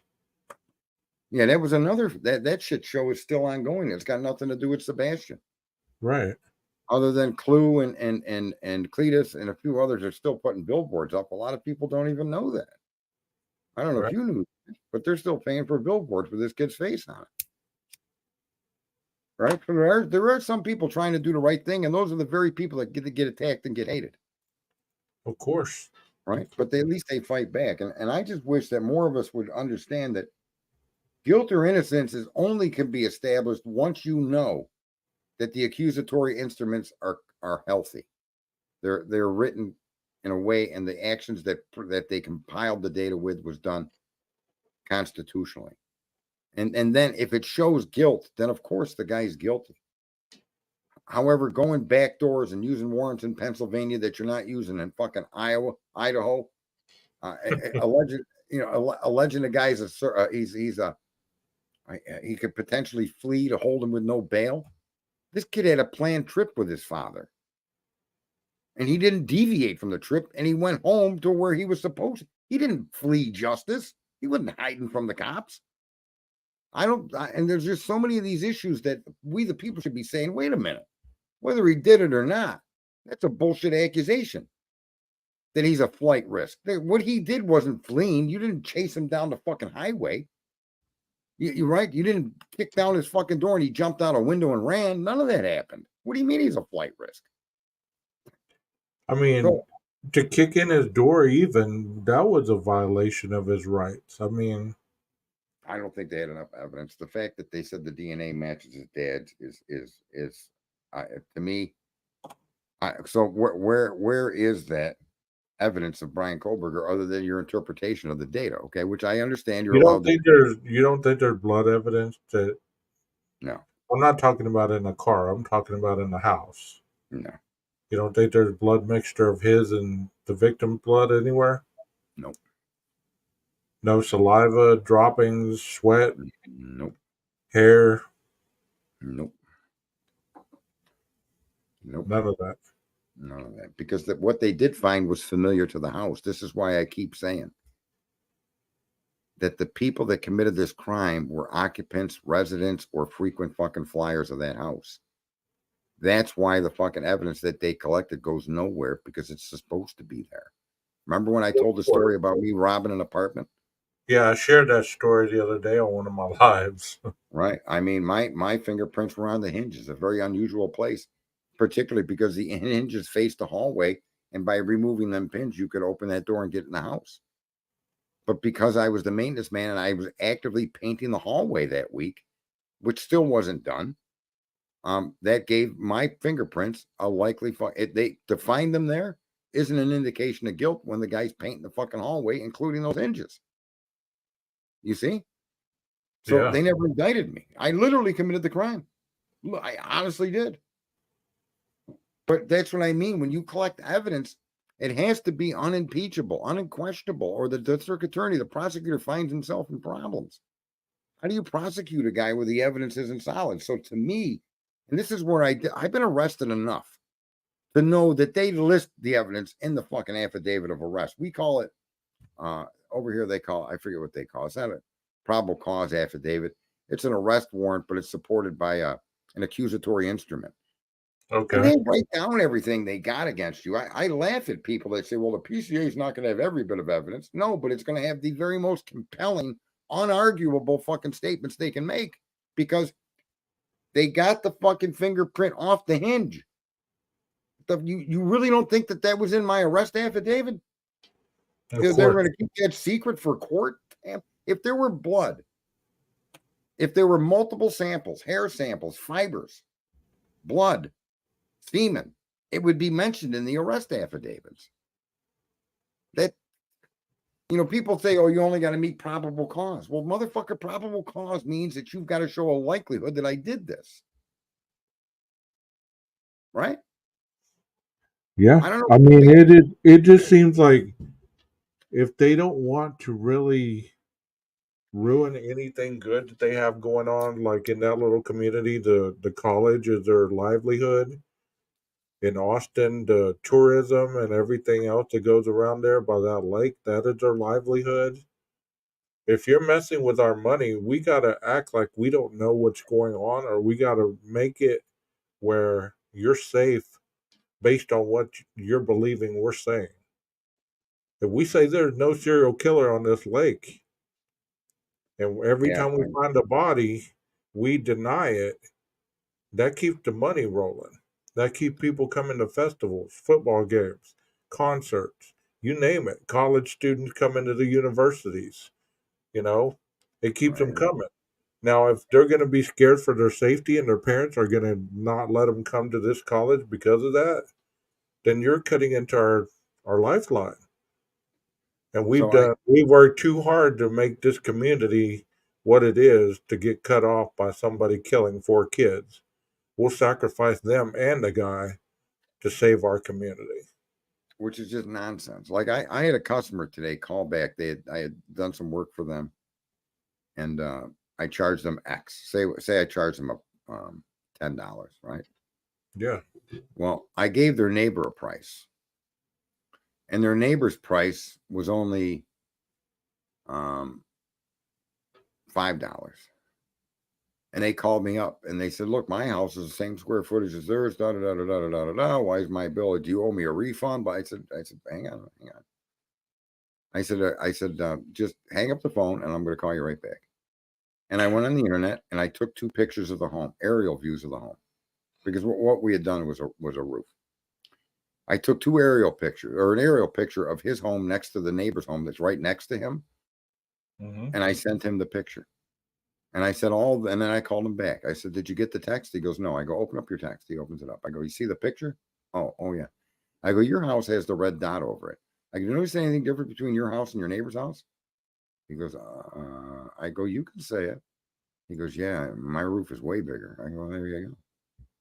He goes, well, I'm glad you showed me that. He goes, because, I was having buyer's remorse. I said, no, I understand. I get it. I said, and I don't want you having the back of your mind that I robbed you. But yours was $10 and theirs is only $5. And do you see why? He goes, yeah.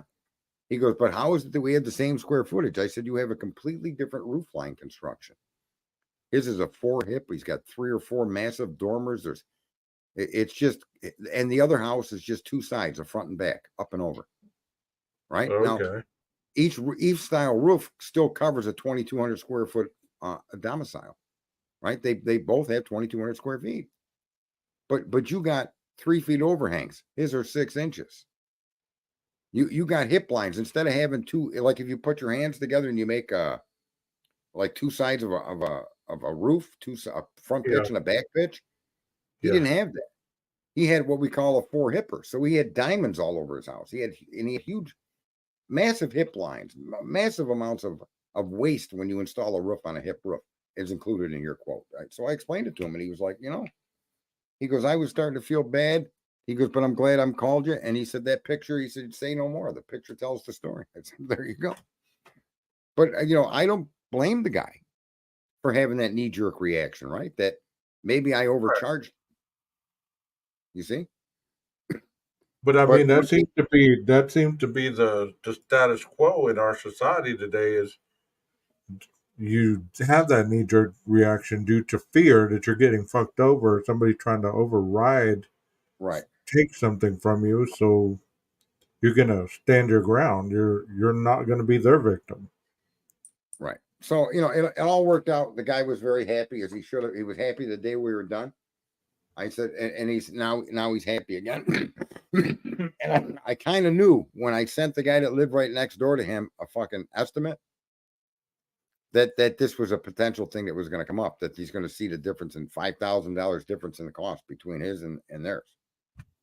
And but again, when you're able to show me, that's what I mean. When you ask me if they showed me evidence that Kohberger did it, I wouldn't object to that at all. I still say that it's likely that he did, but not according to their accusations. You follow me? Yeah. I just think the story they told isn't verifiable. Therefore, then what could then just getting the guy is like breaking into every house in the neighborhood until you find the stolen fucking VCR. And then you arrest that guy. Well, what the fuck? You can't do that. Well, I mean, I've been saying also, I don't know how thorough you've been watching my videos, but I've been saying also, and I believe this, is some of the tips that were probably given on this guy were from the university where he taught. How those kids probably gave him up. The kid that he was teaching probably gave him up. They knew what he drove, Yeah, but the problem with that is that Ann has told us that isn't true. In as much as she keeps arguing, how did they find Kohberger? What focused them in on Kohberger? Well, they seem to not want to throw anybody under the bus in this case. They don't want to throw anybody under the bus. Can I just say something though? They don't need to say in open court, but they need to provide her through discovery that answer. So for her to keep coming forward with that question tells you the discovery isn't sufficient to answer that question. I don't look at, like, people argue there's a witness. I disagree with that. But if there is, that's what the prosecution needs to show the defense to shut the defense, shut the fuck up. And you know who that witness is? WSU Kim. Yeah, that WSU Kim. I can't stand people like that. These third-party vendors that tell you who they are before they tell you their story. I just went through that with the Trump shooting. A bunch of these fucking high-tech fucking super secret sniper SEAL Team 6 fucking streamers. And they did get it right. There were 3 guns, but they argued that the 3 guns were all shooting at Trump. And my first thought was, wait a minute. I mean, the term sniper can't be accurate if 3 of you motherfuckers are shooting at one man and you only grazed his ear. Right. The term sniper can't be in that fucking equation. Right? How much like they have a gun range next door and somebody accidentally missed the fucking target. Dude, it's like telling me there's 3 pilots on the plane and they drove off the end of the runway and crashed into a fucking fuel tank. Oh, but there were 3 professional pilots and nobody thought to pull the stick back. Really? Huh. Right. It's fucking crazy the things people tell you. And I went after those streamers because it's just ridiculous. Now, in the end, guess what? They were right through audio analysis and I was wrong. They were right. There were 3 guns. There was one that shot 8 bullets at Trump, and there were 2 snipers that returned fire. There were 3 shooters. They were right. But instead of trying to sort out or wait for more facts, immediately once they were right, they jumped to these conclusions that there were 3 people shooting at Trump. Rather than just wait and showing people without a doubt, and rather than jumping to this conspiracy theory, which then tuned me out completely. I knew right away that's just bullshit. A guy in a fucking water tower. Well, they didn't have anybody on top of the tower. I said, well, listen, not for anything, but your stupidity is shown, and it's kind of gross. You don't put a man on top of the tower. You know what you do? You fly a drone, helicopter, or airplane. You clear the surface of the tower, and then you put a man down below the tower in a lawn chair to just sit there to make sure nobody climbs it. That's how you secure a tower. You don't fucking put somebody 300 feet in the air. Yeah. It's stupid, right? And guess what? Guess what the videos show? They show What? police vehicles parked alongside that fucking tower during the rally, doing exactly what I said they should be doing, keeping an eye on it to prevent anybody from trying to climb the tower to take a shot at Trump. They actually had security at that tower, and that tower had nothing to do with the assassination. So they shot 8 shots at him and only nicked him once? The kid shot 3, clipped his ear, Trump went down, and then he shot 5 more in repetition. And the other part that's verifiably true is all 8 of those bullets can be accounted for. 2 of them went into a victim. 1 of them clipped Trump's ear. 1 of them shot another victim, and another one killed a victim. And 1 of them hit the hydraulic hoses on the crane holding the flag up. And when you amount the audio for the 8 shots and you look where the 8 bullets landed, you got 2, 3, you got 4 of them inside of people. You got the 5th one that hit the crane. And then you got 3 that went by Trump. They actually caught it on camera. 1 hit his ear. 1 went by him. There was 3 shot right away. And they all were going to Trump's head. So my point is, all 8 shots of that sniper are accounted for. There's no ambiguity there. That's why I was telling people, you can't get into this. There's multiple shooters shooting at fucking Trump. It's crazy. Right. Now, I admit, I see, like with this, I'm wrong. There were 3 shooters, but the 2 of the other 3 were cops shooting at the fucking sniper, at the at the assassin. Right. Right. But they didn't miss. Do you think any of these guys that sold all of these credentials to people and told them all the stories about their background, do you think any of them came back and apologized for being wrong? No. Or admit it like I do?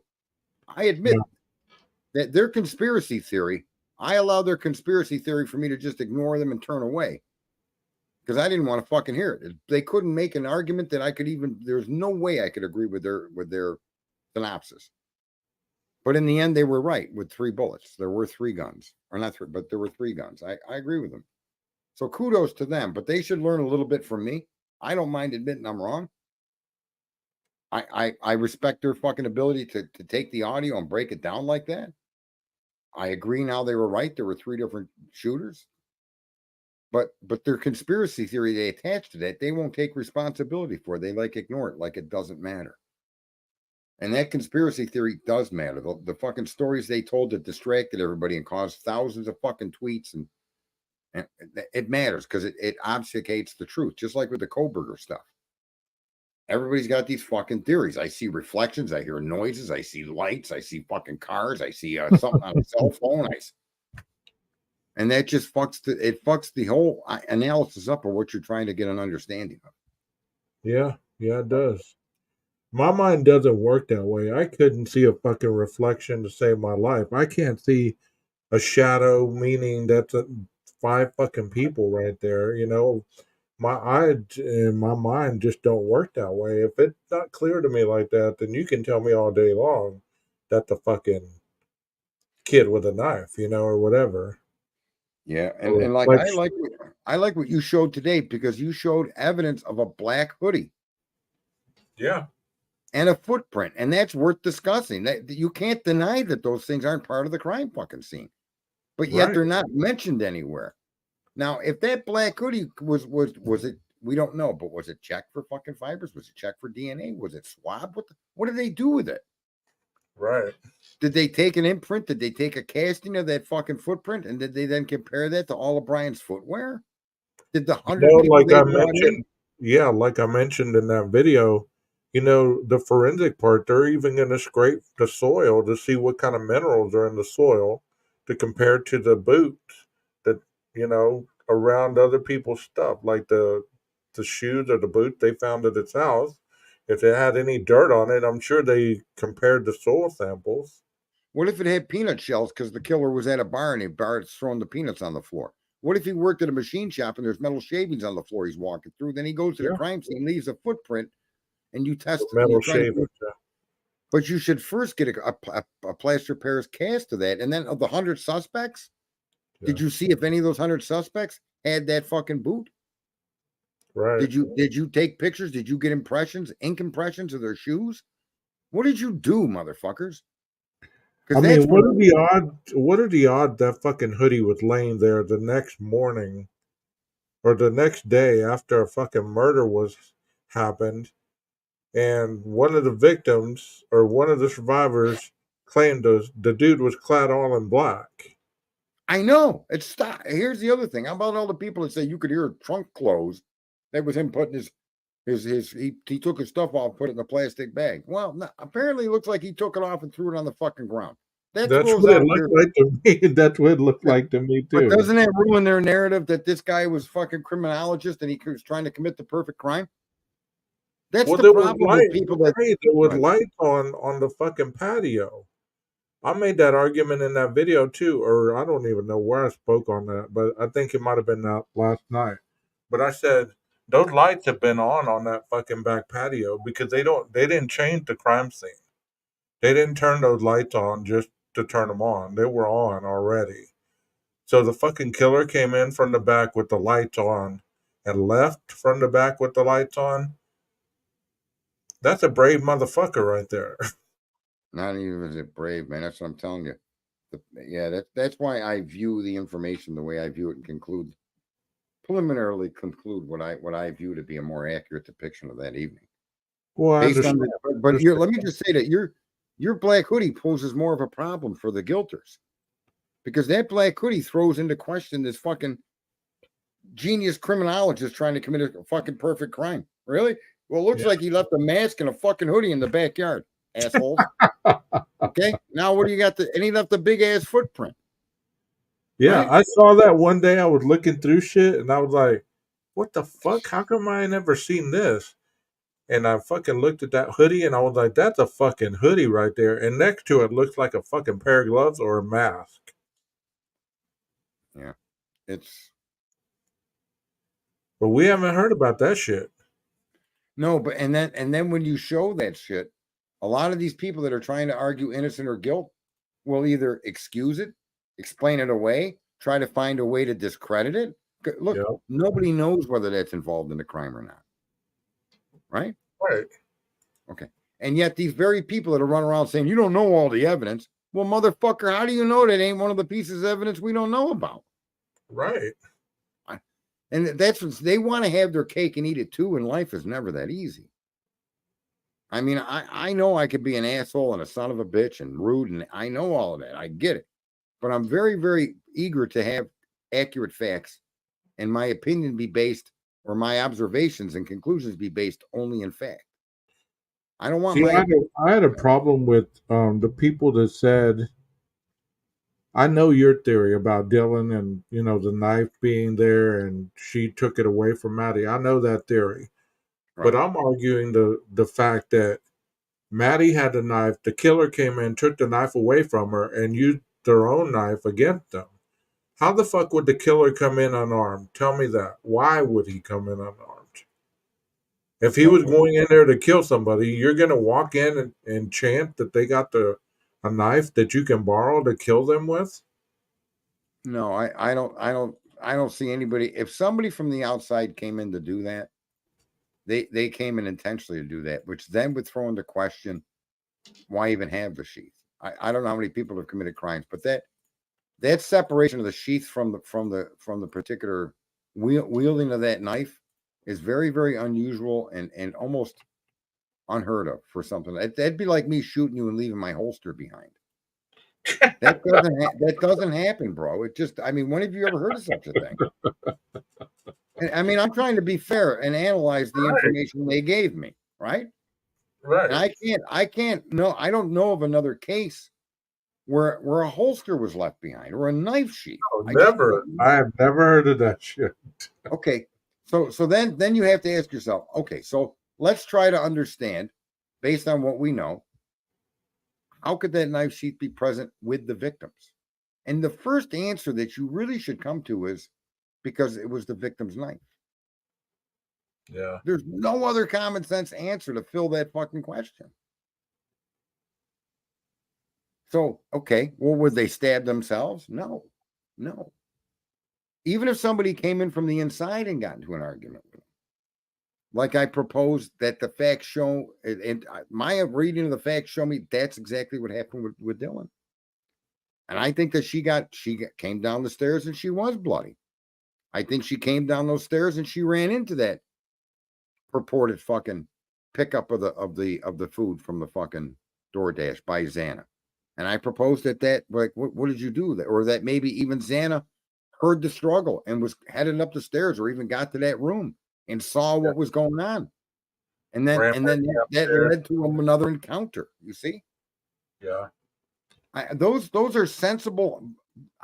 Tell me, I don't know, maybe I'm fucking crazy, but I think it's a sensible Well, I mean, my whole purpose of reporting on the crime is to keep it in the house because that's where the crime happened. The crime didn't happen outside the house. Now, if there would have been a victim in the backyard, there would have been a victim in the front yard, then you can bring in all this other extra bullshit. That the bodies were drugged there or whatever. You know what I mean? But everybody was found in their rooms. So to speculate that they were killed elsewhere and then brought there, especially with there's so much blood that went down the fucking foundation. I just find that the crime scene is not indicative of somebody coming in with the idea to kill those people intentionally. And if they came in to kill those people intentionally, it means that everybody in the house is up for game. Everybody in the house is on that list, not just the four. Everybody. Well, how many people do we know were actually in the house? We haven't heard whether those girls had visitors or not. They could have had guys in those rooms with them. Yeah. Dylan could have had a couple guys in her room. Bethany could have had a couple guys in her room. Right. We haven't heard if there was anybody else in the house. We just heard the main players. So if there was more than one, if there was more than two people in that house that were the ones that lived there, those others could have been potential suspects as well. And not that they committed the crime, but they could have assisted in the cleanup or the what's it called? Tampering with evidence. Yeah. You right. know? Which I think part of the problem that a lot of viewers have is they can't separate the DNA from Brian. In other words, that you have to be able to set that aside and pretend it doesn't exist, and then examine the allegations under which they arrested him. And when you do that and realize that those allegations are completely unverifiable, then and only then you got to wonder whether that DNA is even going to be fucking admissible. That's a problem that like they're going to do this motions for different locations, but wait till you get Ann filing motions to prevent evidence from being brought into the record.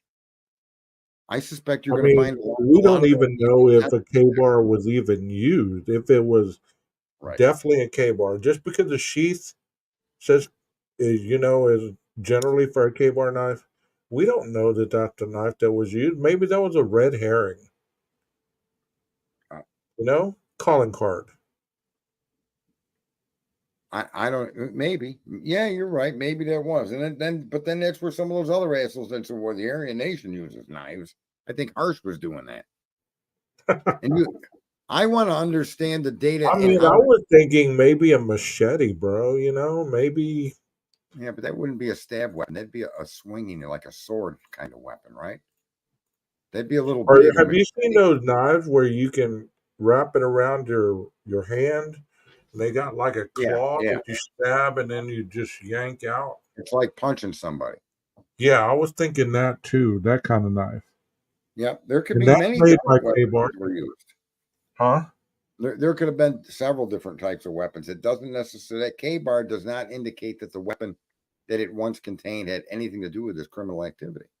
Right. Right. They could have been, they said there were puncture wounds on that were early on. They said that the young man, Ethan. Yeah. And then they took the golf bag out. Yeah. Right. Is it possible somebody fucking broke one of those golf clubs over their knee and used the end of it to puncture or stab somebody? There's so many unknowns that it's incredible. Very possible. That's why I say if we stick with what we know and just try to paint a picture of what we know and realize that that picture is not complete, but stick with only the verifiable data that's been given to us and accept it at face value. That's one of the reasons we don't know the autopsy reports. We don't know if there was blunt force trauma to any of them. Right. I mean, I know we've heard, but hearing third person information, I never go with that. Right. They could have been beat. They could have been. Well, they're telling us they weren't drugged. Right. They said the toxicology report came back, so they weren't under the influence, or they weren't given some kind of drug to take them down before they were attacked, which would make sense if you're talking about a quiet killing. But that's been eliminated. They've eliminated all of the arguments, really, and they've given us just enough not to know the truth. But what they want us to believe in the truth, from my analysis, isn't truthful. Because the truth should be, it's like a science. Science is there to question everything. And the only way you can actually run with a theory and make it something that's ascribed to truth is because it's repeatable. 1 + 1 = 2. And there's a way to repeat that test, right? Therefore, you can't deny it. That's the truth. It's undeniable. 1 + 1 = 2. And when you look at their accusations and you look at all these court proceedings, there isn't any 1 + 1 = 2. But people right away jump to the DNA. And that's where people have never been learned. They haven't been taught how to think. And they can't compartmentalize it. I never forget that there's DNA, but I also never forget that the DNA cannot be used and was never used to arrest and charge the guy. So I have to, and it's hard, but it's not really, for me, it's easy. I ignore the DNA. I want to know. In most cases aren't won by DNA. I mean, that's the myth. Most cases are not won by DNA. It's and in all fairness, with an unknown suspect, in a lot of cases, and a lot of times, the DNA directs them to a suspect. Right. Right. But this is trace DNA. That other is mitochondrial DNA. It's the difference, Right, but usually DNA coalesces the investigation to point at a single person. Oh yeah. And they start out with samples that they then analyze, and they get a hit in the database, right? Yeah. And a lot of crimes are solved with DNA as the lead tool. I'm sure they were hoping that when they ran it through CODIS, they were hoping for a hit. They were hoping this will solve our crime really quick. Right. And all the people that say that it was a drug hit or something, don't you believe that if it was somebody that was in the criminal element, their DNA profile would be in CODIS and they would have been found out immediately? Possibly, but they stopped swabbing all those people to come across the border because there's no rules. But they were doing that for a while under Trump. They were getting swabs and DNA samples from all the people coming across. But I'm talking about like they were saying the Aryan Brotherhood and all this stuff, the drug dealers and all Yeah, this you would stuff. think, came into the- and you would think someone that did this did it before, Right. because this is a terrible crime. This isn't speeding. Right? And it takes an awful lot of fucking coyotes to go in and stab 4 people to fucking death like that. I mean, you would believe that it would. Hell, you know, it takes somebody unhinged for sure. Or Not somebody, only or did you somebody do that's, 2, yeah, you did 2, and that wasn't enough to cure your hunger, so you went and did the other 2. the question with Something that made though is, you, but something made you stop at the last 2. and not take out the 5th. Yeah, Not even open the door to the 5th. right. Be able to Even move when through a she house has and it, even when she has it open 3 times, how the fuck did she know to open that door 3 times as strategically as it sounds in the PCA? how the fuck could somebody that's never been in that house navigate that house without some type of lighting? Well, And if there's some type of lighting, listen, to reason it out, if there's enough lighting to navigate that house, then of course there was enough lighting to see a 5-foot, 10-foot blonde in an open doorway. You can't have it both ways. You right. can't navigate an unknown fucking home that's in the dark as effectively as this person did. Remember, they were in and out in under 9 minutes. So what do you do? Take his fucking cell phone that he had turned off and used it as a light? Or did Apparently, he? I don't know. And he dropped his sheath because he didn't leave a cell phone behind. He left a knife sheath, which is just weird. Did he bring a fucking candle and a little candle holder, navigating himself through the house?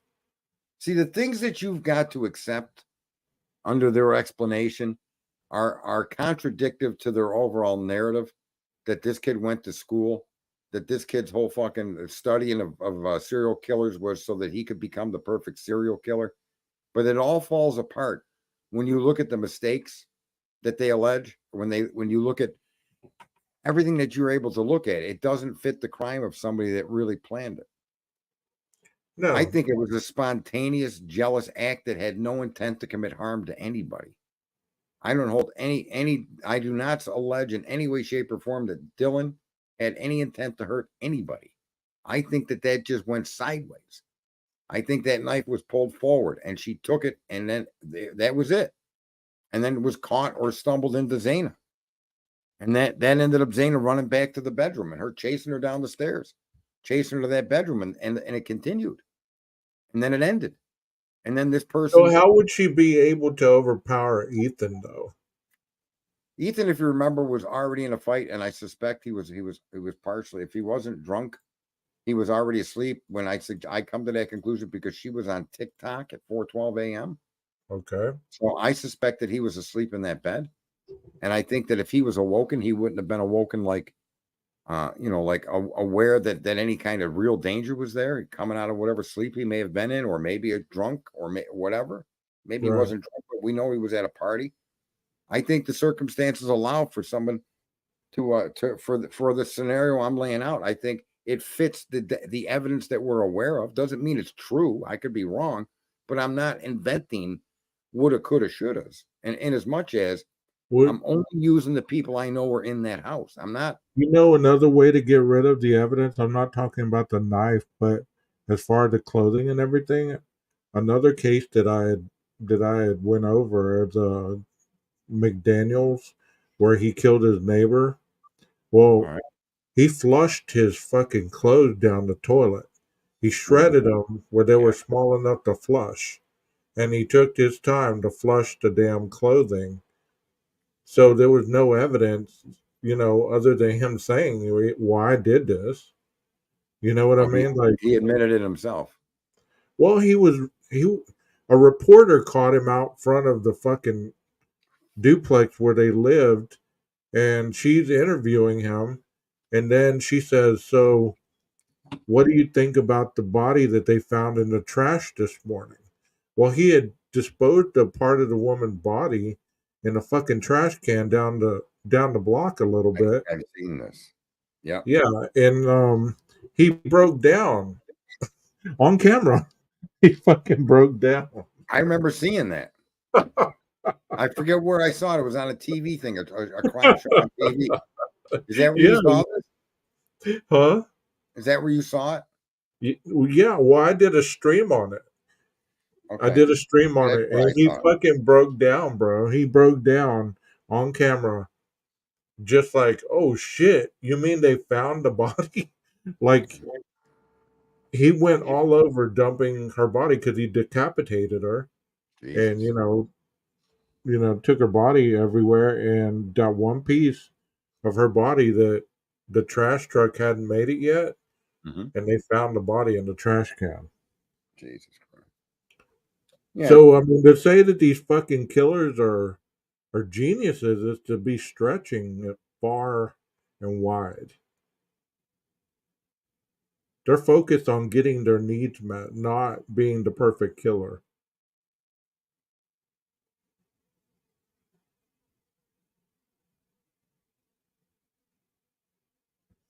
Are you there?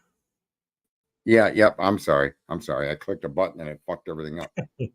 No, Do we have anybody, in chat? I mean, yeah, there's it still shows 50. There's still 50 people, but not on YouTube. It's on X as well.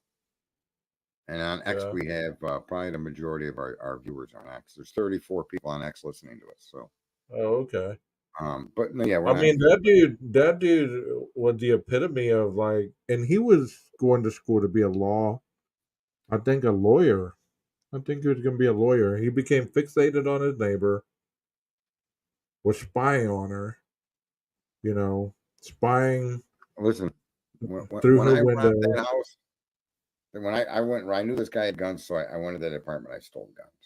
Okay, and while I was in there, my senses were on edge. I heard every noise around me. I could hear what was going on. You weren't sneaking up on me in there, okay? Yeah. And when I heard what I thought was his car coming in, I exited that apartment and put the door back on its hinges. And then I went down to the hallway to the other side where he doesn't come in. Okay. And I exited that way. As he was Okay. coming up the stairs, I quietly went down the stairs to mask my movements. And then I left the building. But my point is, when you're committing a crime, it's almost impossible for you not to be that hyper aware of things going on around you. Right. And that kind of disturbs me in this particular crime scene. That things that happen, like leaving the knife sheath behind, would indicate to me, first of all, I would never, ever, ever have entered that house with a knife and a sheath. I never would have. I would want both my hands free for one, but I'm going to need that knife from the instant I approach that home. Not even enter it. I need to have that knife. It'd be like a gun. You don't go upstairs into the room and then pull the bullets out of your pocket, Barney Fife, and load your gun and shoot somebody. Right. So the whole crime scene is a conundrum of fucking what? What are you talking about? How did he navigate those stairs in the dark? How did he move to that fucking house and Dylan didn't hear any of that? Some strangers. I mean, I've even counted those stairs, man. There's like so many going up. Isn't there? There's 2 flights, so I think there's 9 at the first one and 8 at the second one, something like that. Okay. All right. Yeah, but how do you fumble fuck through a dark house like that if you were never in there before? Well, how do you go up the stairs that fast without knowing how the fucking how sturdy they are? Whether they're going to creak, whether this is a weak step. I mean, you don't know all that shit if you've never been there. It's almost as if he came in the house, took off his fucking shoes to walk around in his socks. But according to Dylan, he walked out the rear door. My point is, you can't really account for that crime scene under the narrative they gave us. And then, even worse, you can't account for Brian's fucking presence at the crime scene with what they're telling us. Nothing places. You know as well as I do, anybody can put on a pair of fucking work boots 2 sizes too big and fucking go out in the yard and make a boot print. That's true, but in some cases, depending on how the imprint and the weight of the weight's carried across that shoe, a clever person may be able to see whether that shoe was intentionally too big or not based on the ball of your foot's pressure on the ground. So if let's say you're supposed to wear a size 10 and you're wearing a size 13, the amount of weight that's on the sole of that shoe isn't going to be consistent to the toe of the shoe. Well, in that picture, the fucking heel of the boot, it's sunken in more than the front. Yeah. See, that could have been, could they have been running? Could that have been it? Jogging? I mean, I've made mention of that many times, that the heel is deeper in the ground as if somebody is walking heel to toe. Whoever made that boot print walks heel to toe. Okay, which makes sense too. Then all the weight would have initially been put on the heel, and then the boot itself would spread your weight across the surface of the sole. Yeah. So you could get it. You could get a deeper heel print. Yeah. Right. Even if you were walking. Yeah. And it's strange that there's no other boot prints. In which Right. direction There's was no- it facing? Was it facing towards or away from the house? Away from the house. Yeah, and in a boot, you might be more likely to put heel down first than toe first if you're trying to move fast. I don't know. I have Right. to run a pair of work boots to see. But I bet you rather in a pair of sneakers, I think your toes would hit first. You would run, your stride would be different from a work boot to a sneaker, wouldn't it? Twizzle says, or you get a group of 5 to wear the same shoes and walk in single file. You could do that, and if they're all the exact same shoes, but you would notice that because you wouldn't have the exact same impression. Your next person would they would fuck up your footprint. You would end up knowing if more than one footprint traveled through the same track. I suspect you would see a variation in that track, a little off to the left, a little further forward, a little further back, a little off to the right. I mean, that's what got me about that footprint is it's one footprint, just like And it's one clear. fucking blatant footprint in the fucking hallway. Why Well, is which there way only was that one? footprint? Where's the other one? The one-legged man fucking did it, dude. Where was the footprint? Which location was it facing? Away from the house or towards the house? Or It was facing away. It was facing King Road. King Road. So that Like would that be little road, like the tree line right there on the side of the east to house. east. King Road was to the east. The front door is the south. The sliding doors is in the north side of the house, and the west side is the apartment complex. Of course, Twizzle. What did Twizzle say? He said he was playing hopscotch. Of course. Right. And then I thought that was awesome that you showed that. But it looks like there's a mask or a hat there. But he Yeah. described the mask that covered his face, his nose, and mouth. She didn't describe us. She said that the mask he had covered his face and mouth, if I'm not mistaken. Yeah. So he had like a COVID mask on. He didn't have on a fucking ski mask. See, and why didn't she say, well, he had brown curly hair? I mean, how come that wasn't in there? Brown curly hair, his eyebrows were brown, bushy eyebrows. I mean, there was no color. It just a given bushy eyebrows. How I got bushy eyebrows. How about the fact to say he was white, Hispanic, or black? Yeah. That's not. I mean, that you think that'd be important? You'd notice that. And as a policeman, that would be. Saw a guy with bushy hair. Do you know what nationality he was? Was he white, black, or Hispanic? I'd ask. How could you not ask that question? Well, did he walk with a limp? Was he? Did Was you he notice a playing limp? I mean, seriously, if you got that much information, you would notice if he was fucking limping, swaying side by side. Was he hopscotch? Like whatever. And her story doesn't make it makes no sense when you get to the 8-hour delay. It makes none at all. And actually, I still am, and under the facts that have been released, that the call for the unconscious person was she fainted. When that door was open and she saw what was in that room, that's why they called for an unconscious person. Yeah. I suspect she was present for that viewing, and I suspect that my personal view is that she saw what she had done and she just fucking passed out. There was no time not to be sober at that moment. And then the call went in for an unconscious person. It's either that or they, I don't know, they've never released a 911 call. That's another, that would be a nice thing to hear, right? It'd be nice to know what that 911 call is. Yeah, you would have thought that would have been released already. What's on that 911 call that we can't handle? Nothing other than the identity of the people that may have made it. But why not put it in a weird voice, or just give us the transcript? Right. Why do you have to attribute it to a particular person? Just give us a transcript of the call. Exactly. Right. I mean, that's what the printing press used to do. Used to print words. I think we're still capable. Right. So you just have a fucking put that in front of a stenographer and let them fucking put it from verbal to fucking type. Yeah, it's a tragedy, that whole situation, and I think the internet makes all these tragedies even worse because there's rarely, if any, fucking people out there that understand sticking to only the data available is what you're supposed to do. Well, let me ask you another question, Sarge. Do you believe that? I know it says in the PCA that when his phone pinged in the morning at 9:30 in front of the house or around the house, they say in the PCA that there was proof that he wasn't there. Do you believe that he came back to get the sheath, or do you believe that what it says in the PCA that he wasn't there?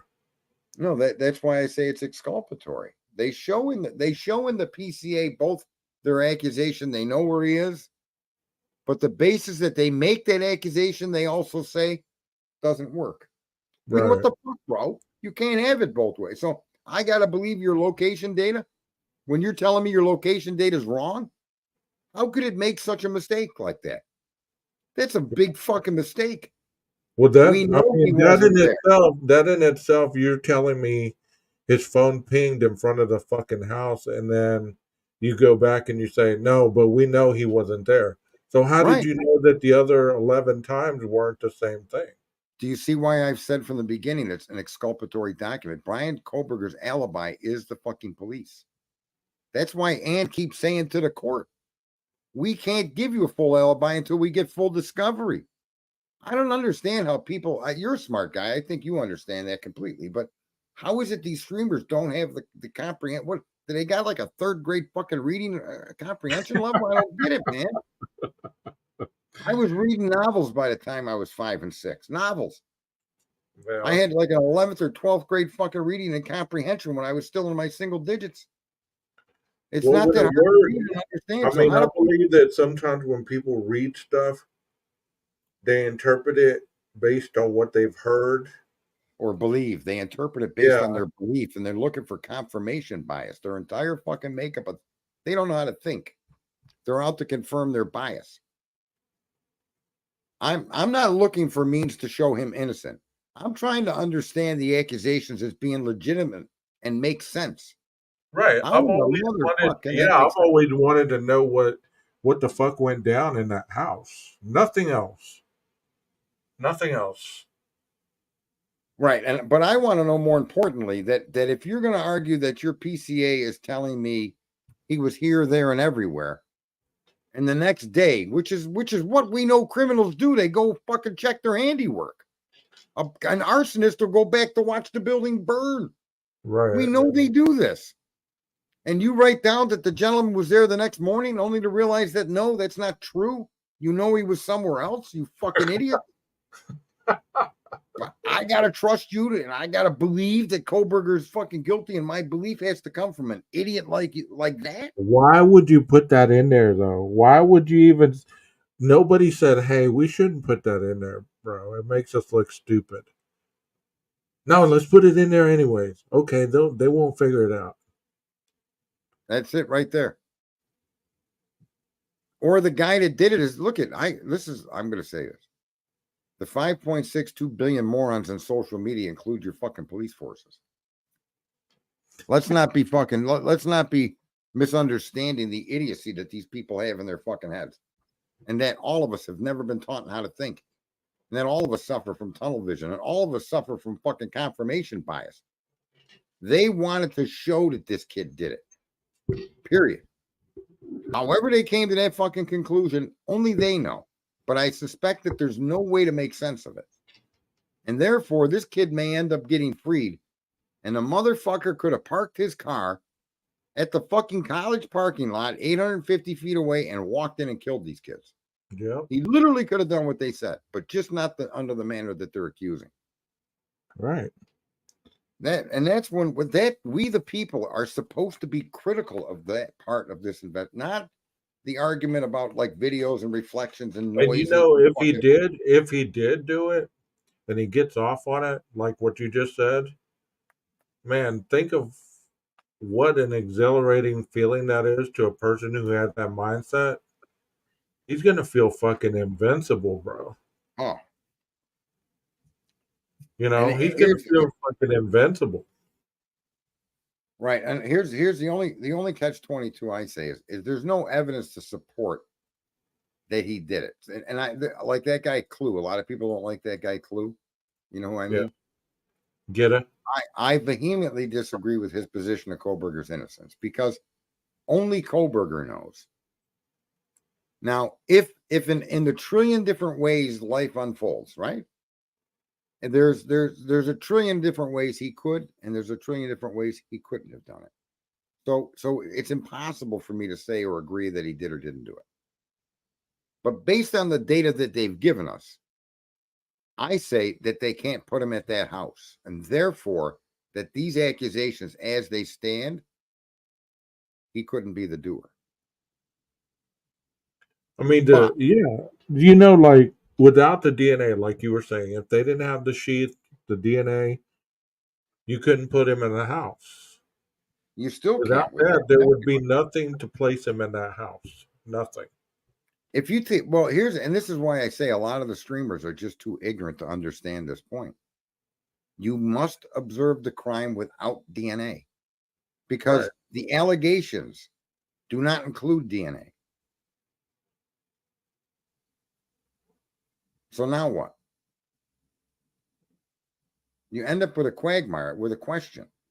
And that's what Ann keeps asking. How did you ID this guy? How did you get to my client? What is it that tipped you off to him? Blah, blah, blah, blah, blah, blah, blah. And that PCA, I'm glad you brought up the next morning. And then they come out and say, well, that's not accurate. And again, so you're taking all your police work now and you're shitting all over it. And you want to serve me a shit sandwich and just eat it? I'm not down with that, bro. I don't want to eat your shit sandwich. That's fucking funny. You're fun to talk to. You do get a lot of the people in there that are guilters, and I blocked a bunch of them. I don't want to hear anything from them. Well, I get caught a guilter, bro. So that's why I play with people's minds sometimes, you know. Sometimes I do act like he's guilty, you know, just to mess with people. But in reality, just investigating the evidence part of it all, it's just hard to really correspond how to place him in the house without the DNA. You know, you don't have anything. Right. Well, even let's jump over to the Karen Reed case where they suggest she backed into his arm. Yeah. That's insane. That's insane. Literally, completely fucking insane. That she hit his arm and that threw him 30 feet and he landed on his fucking face and he died. How the fuck do you back into someone's arm and you throw 160, 180 pound man 30 feet? How the fuck do you do that without hitting his body? How does the bumper not come in contact with his? People do not question that. And the lawyer didn't carry. The lawyer in his closing arguments could have nixed that whole case if he'd have just been fucking smart. Yep. When they show that picture of her car at 5:30 a.m. driving down the road, he should have presented the exact same vehicle driving down the road with a fucking smashed taillight so that the fucking people in the jury would have understood that the red taillight is only red because of the lens. And when you smash it and take it away, it's a bright, blinding white light. And he didn't push that. He didn't even bring that up. But a replacement bulb in your taillight is clear. It's a white fucking bulb. And it's the red lens that gives you a red brake light. So how the fuck could her car be seen driving down the road with two red fucking taillights at 5:30 in the morning? And yet, why? I don't know. See, sometimes even lawyers, they drive me nuts. That to me was the most obvious fact of the photographic evidence. And I would have literally, as a lawyer, I would fucking borrowed, rented, found the exact same fucking truck. And I would have taken a fucking Dremel and I would have cut it to match what the cops say happened and what the cops say was missing. And then I would have fucking drove it down the road so you could see the ass end of that truck with a bright white light shining off the passenger side. That would have immediately exonerated this woman 100%. You're using the police's evidence and you're showing that evidence can't be true. That you can't have it both ways. You can't smash the fucking taillight and have still two red taillights in the back of that vehicle. And the lawyer didn't even seem smart. I should send that guy a fucking letter. Matter of fact, I'm making note of that. Because to me, that exonerates her right there. Now, then you also know that there's a cop on the stand that knows the image showing him on what appears to be the driver's side Yeah. is reversed. That image actually shows not only were they on the side where they claim the taillight is broke, the passenger side, but they're facing the fucking taillight. And this guy is sitting up there saying, nah, we were never near it. While the picture's on the TV showing that he literally was never near it, knowing that that image was mirrored. He knew that. He admitted that. I'm just stunned at that whole. And again, Brian Koberger case is the same way, right? And then you got all these people screaming, "She's innocent, she's guilty, she's innocent, she's guilty." It's like, holy Christ, folks! It's bad police work. That's what you need to look for. Bad government fucking jobs. And whether I'm going to get a chance. I'm going to get a chance in the morning to hear, closing arguments and everything else in a real court case, and I'm going to take some notes, man. I'm going to be like, not trying to put it on anything that we're discussing, but I just want to see the real deal. I don't want to see it on TV. I don't want to see it on YouTube. I don't want to see it anywhere like that. I want to see the real deal. Where as far as what the real deal with what the court case. The closing arguments, how how they put the whole case together. Whether they make sense, whether they don't, whether all these things that I have in my mind about what a court case is about, whether it's really ran the way that I've been taught that it's been ran. You know what I'm saying? Like, you can read a book all day long and they can tell you, hey, this is the procedure. But then you go to the real thing and you're like, well, they're not doing anything the fucking book says. They're not even following procedure. And that Karen Reed case is emblematic of that in ways that's just shocking to me. And the jury acquitted her on like 4 or 5 of the charges. And so now they're going to decide whether they're going to retry her. But even I think that lawyer was a good lawyer. Don't get me wrong. I don't want to disparage the guy. I think sometimes there's so much data that you might get overwhelmed. And I never knew that they had an image of that vehicle hours after the crime driving down a street. And they got a picture of the back of the vehicle. But the minute I saw that, all the bells went off in my head. Where's the white taillight? If that's broken, where the fuck? And it was left at the crime scene, as they allege. Why isn't the fucking left side of the vehicle showing white light? You've seen cars with broken taillights. Why do you think they sell red tape to go over the taillight, you fucking morons? Well, because the bulb is white.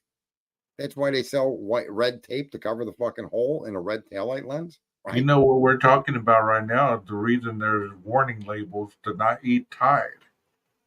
Yeah, maybe people should do more of that, because that would be at least something that you could say, well, guess what? You might be all better if you stop eating Tide. I mean, because honestly, it's almost like people have to be shown or told how the pieces go together, or well, this plus this equals this, like you said.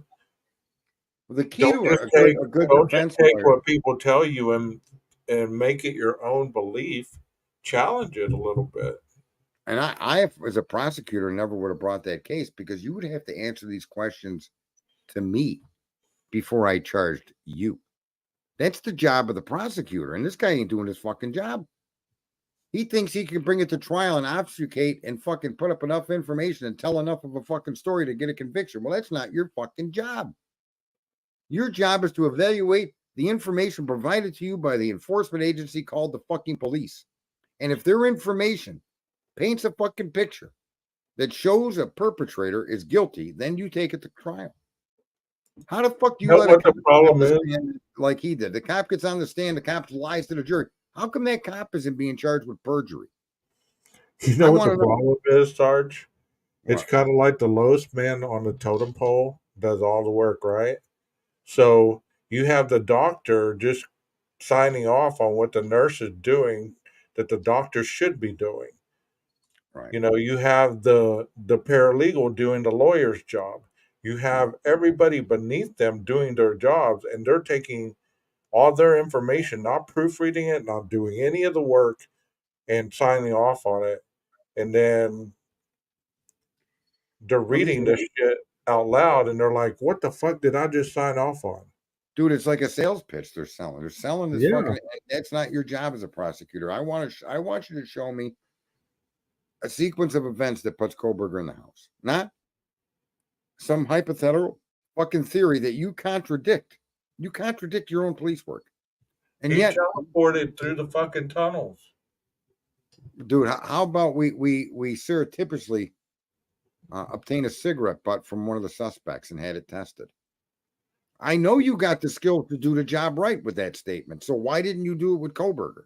Why, when you had a How main, come they didn't test those three any further? why didn't they surreptitiously pick up his DNA as we were talking earlier? We know you're capable of doing it because you did do it. And then I'm supposed to trust your analysis of where this car traveled when you allege the car was there the very next morning, only to come back and tell me, no, we made a mistake. We know he was somewhere else. So you just got yourself in the fucking head with that statement. That means all of those things are now suspect. I mean, people just need to quit lying, bro. If you don't have the fucking evidence, man up to it and say, look, we lost it. We destroyed it. We fucking didn't gather it to begin with. We just grabbed this guy because the fucking university was on our ass to find somebody. And this is the first guy we can make look at, in all fairness, they could come out with the truth. It appeared that this gentleman was the person that committed the crime because of the evidence we had collected led us in that direction. And we're at a point now where that doesn't appear to be the case. So what would be wrong with that? I would accept that all day long. So would I. But what's wrong with that? Well, all the evidence has been destroyed. The house has been ripped down. Now, I mean, right? you didn't, You didn't keep copies of your notes or any of that bullshit. See, that's always a red flag with me. When people fucking get on the stand or they're talking about shit that they've done, and then you ask them, well, can you show me how you got to that point? Hell, I cheated off the kid next to me. That's how I got to it. I didn't even do the problem. How about the guy, the crime scene analysis that only has 2-year experience and was the only one that would go along with the police's scenario? The prosecution used a crime scene analysis to show and to support the argument the cops made that she backed into his arm and flung him 30 fucking feet. And the guy, how do you know it was 30 feet? Well, I measured. Well, did you see where the body? No, body was gone when I got there. How'd you know where the body was? Well, this cop told me where it was. Right. Wait. To find out that cop was never there to see where the body was. The fucking cop that told me where the body was never saw where the body was. What the fuck is that? If I was a juror, you'd have to put me in jail for assault. I come out of that jury box a swinging, bro. Yeah. You're wasting my fucking time for $39 a fucking day when I could be making thousands of fucking dollars, you stupid motherfucker. I'd be chasing them all around the fucking courtroom. Right. Bailiff. I mean, why put as seen from the doorway? Why would you put that? Like you didn't even go in the room to look any further or any closer at the fucking knife sheaths. You just stopped in the doorway and said, well, this seemed too gruesome for me to look any further. Well, or maybe it wasn't. Hey, maybe it wasn't your fucking job to be reporting that anyways. How about Goncalves saying they never emptied the trash? Yeah. Right? Isn't that true? Isn't that been stated by him? Yeah. And then they went in there and looked through it. Well, that's evidence is useless now. Chain of custody is destroyed. Yeah. How about the garbage can in the back of the house that was always there? Why wasn't that scooped up and brought into the fucking crime scene? I don't know, bro. The couch. That everything, fucking couch, bro. Not that couch, that fucking barbecue pit, the brick. Everything in that backyard should have been tagged and bagged for evidence.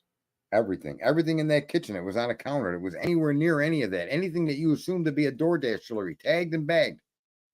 Every bit of garbage. You have a picture of how messy that fucking table was next to that window that they spent so much time fingerprinting and everything else. There's no way anybody could have fucking went through that window and got in that kitchen. That fucking table was full of beer cans and juice bottles. I want to know if those were college students that were there for participate. In other words, they were there as part of a class. There were 6 people looking at a window. Yeah. Are they all fucking crime scene investigators looking at a window that you could only use a ladder to climb through that was fucking closed and secured from the inside? Right.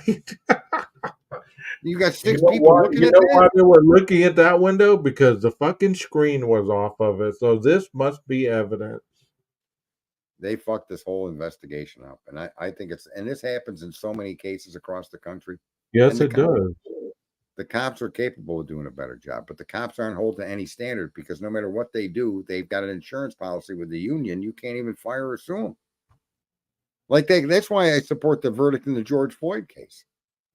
I don't give a rat's fuck what anybody thinks, racist or not. The fucking guy put his knee in the back of his neck for 9 minutes and 39 seconds. Go fuck yourself, you murdering criminal cocksucker. Nobody gave you permission to do that to a citizen. There's no rule that allows you to do that. Right. And I don't give a fuck how many drugs he was on. Guess what? They probably wouldn't have killed him if you didn't do that to him. So stop telling me the guy was a drug addict. Fuck you. That guy belongs in jail for what he did. And other officers need to be held to that level of account too. I don't think just because you're a cop, you get a free fucking pass, bro. You got to have some fucking decent bone in your body to be a policeman. And when it starts to wear out, you need to get off the fucking beat and get a desk job. They need to rotate these people more often. Take the stress off of the people more often, right? Expand the hiring. Make sure that if training, if they fucking speed, they get a ticket. Hold them to the account of the laws they're there to enforce. Period.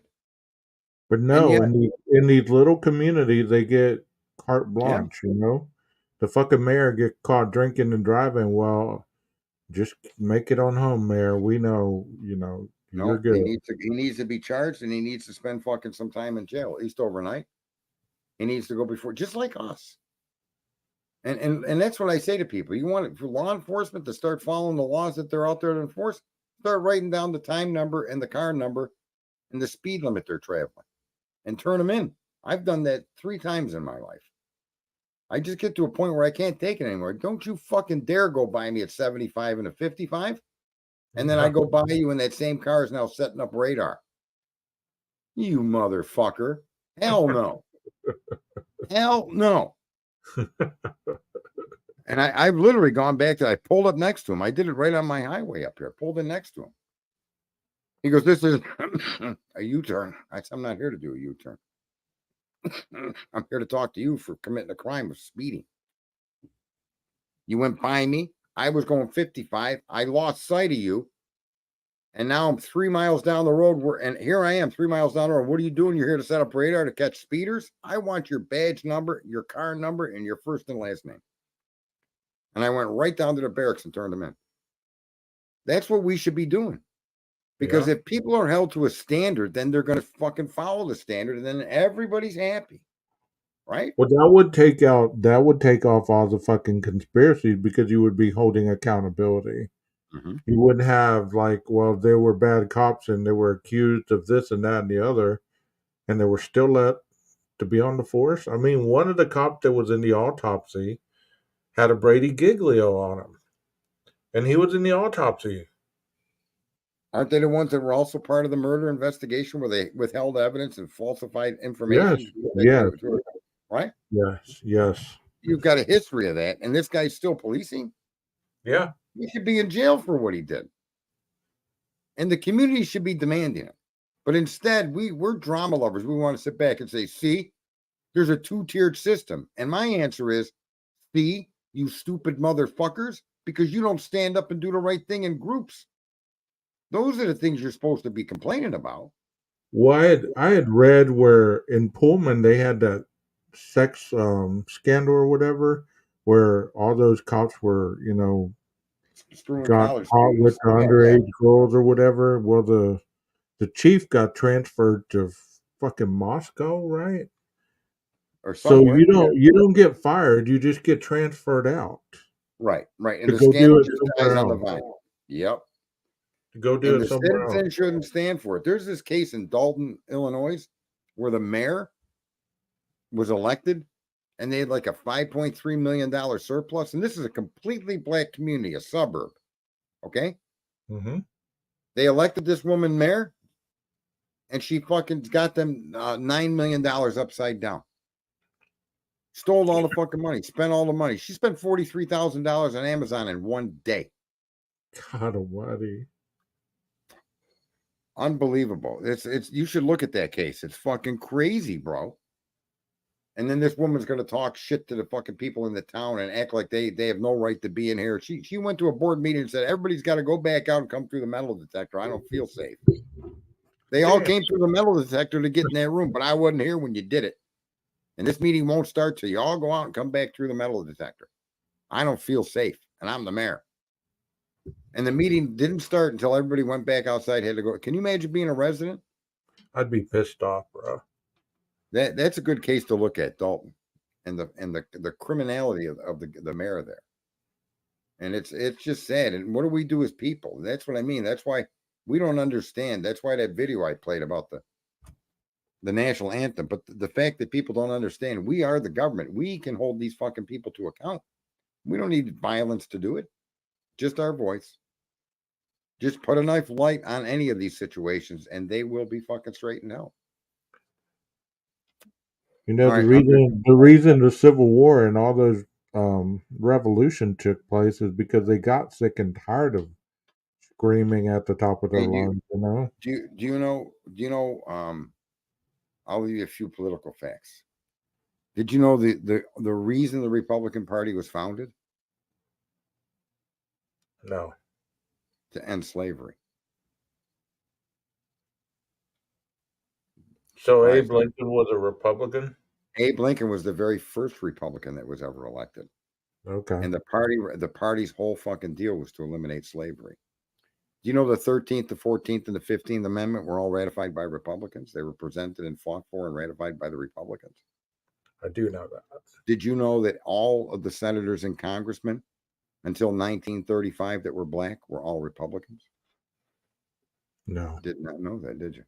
no, I Did didn't. you know that in 1960, when John F. Kennedy was elected president, that he turned his back on the Democratic Party, who was in fact, and you do know this, I'm sure, the KKK was a military arm of the Democratic Party. Are you aware of that? Yes. Okay. The KKK kept them from drinking from fountains and going to theaters and coming in restaurants. You're aware of that? Yeah. Right? Okay. They had to ride in the back of the bus, right? Yeah. All of those laws and rules were put in place by Democrats. You're aware of that. And in 1960, the Democrats used the mafia in Chicago to cheat the election and give Kennedy the vote. And you know what Kennedy did to thank them? No clue. He met with Martin Luther King and created the Civil Rights Act that eventually got ratified in 1964. John F. Kennedy sided with the blacks. John F. Kennedy supported the blacks, and John F. Kennedy fought for the blacks. Did you know that? Yes, I did know that.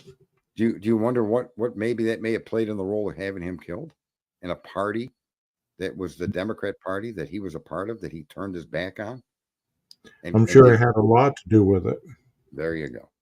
And a lot of people, like, they'll talk about the Kennedy assassination and they'll try to involve the CIA and all of Cuba and and the one thing they never talk about is that John F. Kennedy did absolutely the right thing for the people of color. And and we know that now, but a lot of us, especially Republicans, always knew that to be true. And the fact that they signed the Civil Rights Act was a conundrum.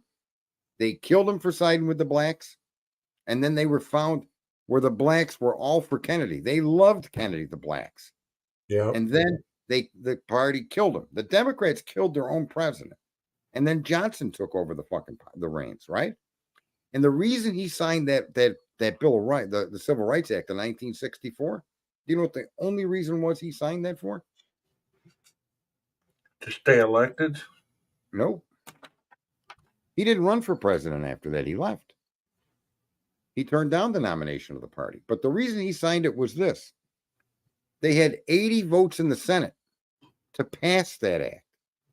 And it only takes 75 votes to overrule a presidential veto. He had no choice but to sign that fucking act. Right. That's why he signed it. Okay. Right. And then when he signed it, his words were, "These niggers will never vote for a fucking Republican again for the next 50 years." Wow. Now do the math from 1964 to 2024. And how many years do you got? more than 50 years, but he was completely fucking right. And now, and I'll close with this. I'm all over YouTube and all over Twitter and all of these black communities. And if you were to expose yourself to what the black community is now saying, you would be fucking stunned, bro. They're so anti-Democrat now. They have completely turned their back on the Democratic Party for making promises they never keep, for giving all of their fucking tax money to illegal immigrants, jobs, stipends, food, housing, while their fucking families and their fucking children got to pay $5 for a dozen fucking eggs. They're fucking furious, bro. The black community in America is at its wit's end. And that to me is the major story of America in 2024, is that black Americans finally realize that you can't keep voting for the same fucking party blindly, or because people look like you, because you're black and they're black, you vote for them. Right. And they're starting to realize that it can no longer take place.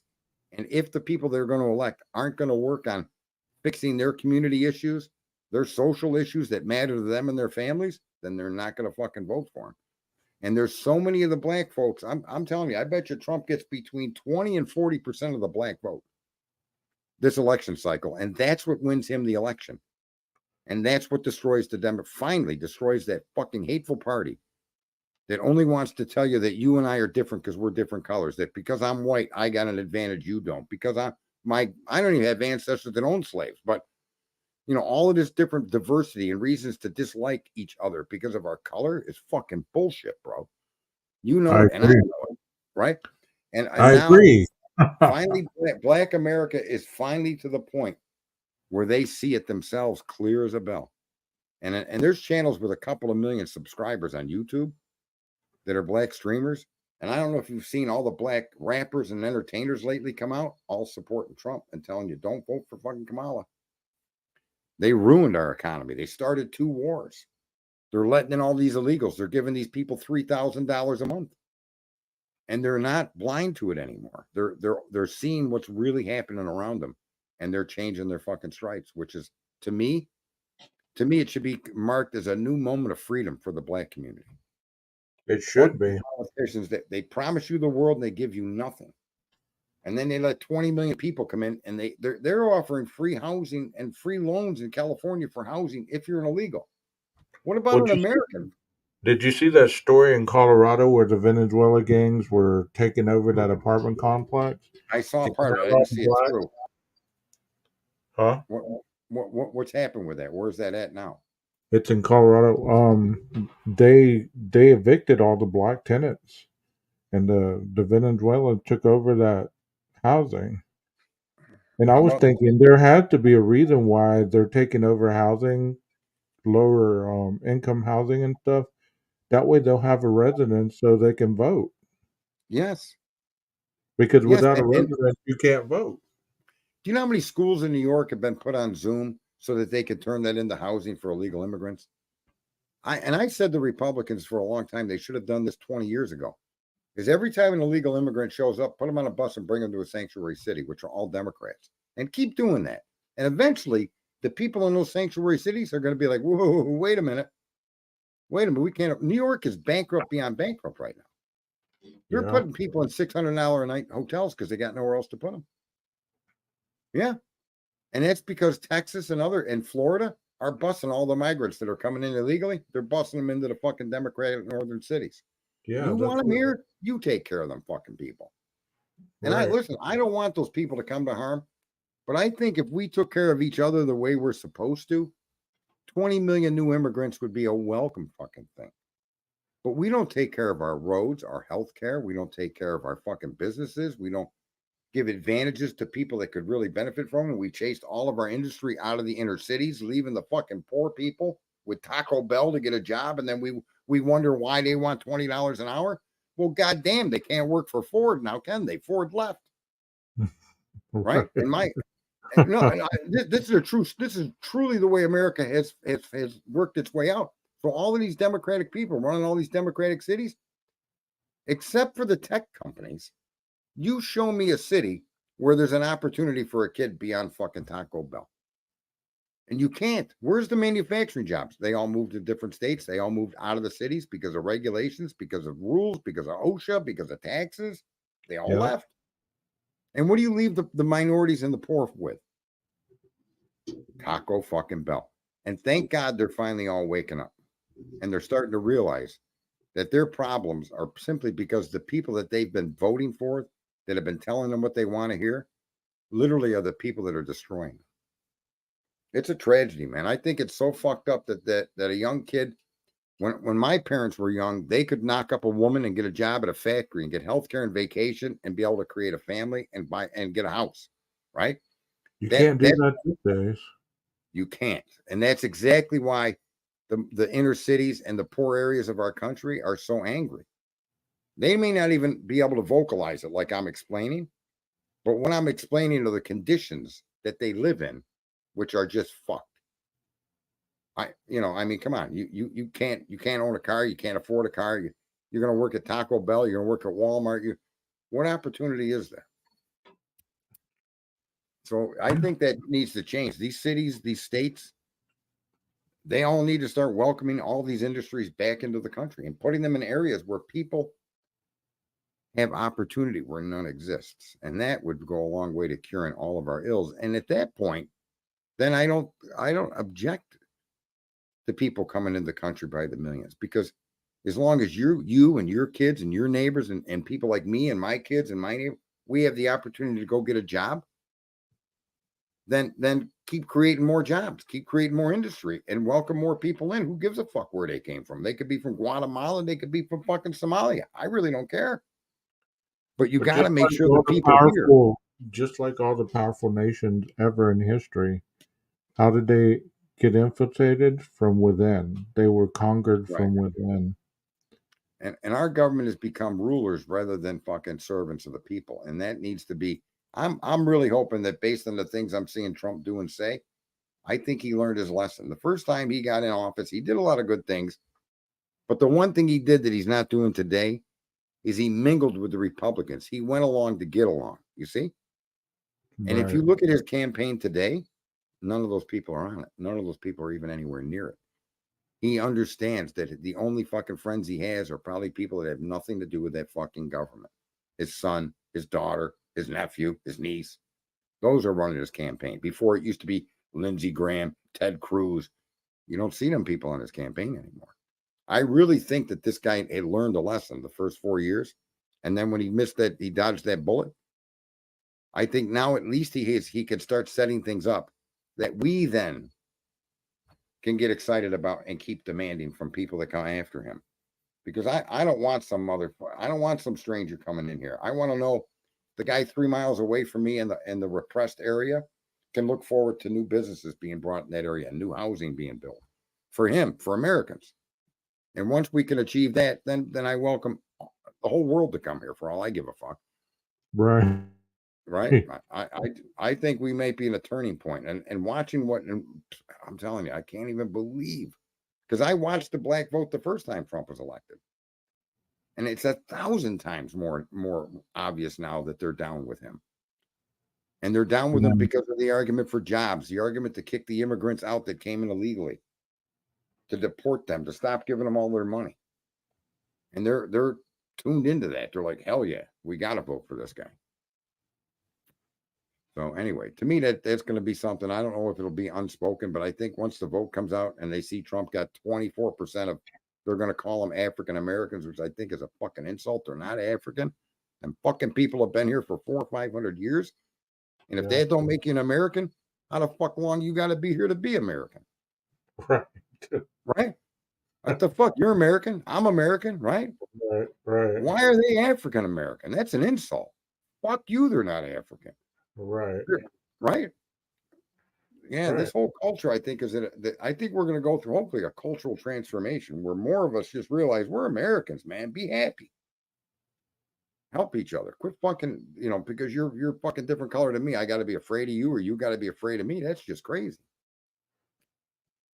All right. Well, I'm going to hop off here, man. I was going to say I was going to shut this down now. But let me tell you one more thing. Yep. See, he fell for it too. I just fucking hung up on his ass. Thanks for showing up, 12 gauge. All right, everybody, I'm out. It's Your Ass Hurts News Network from Beijing, China, top of Cock Tower with Lick of My Balls Convention Center. It's your host, Sergeant Friday, with the longest stream I think I've ever done. Have a good night.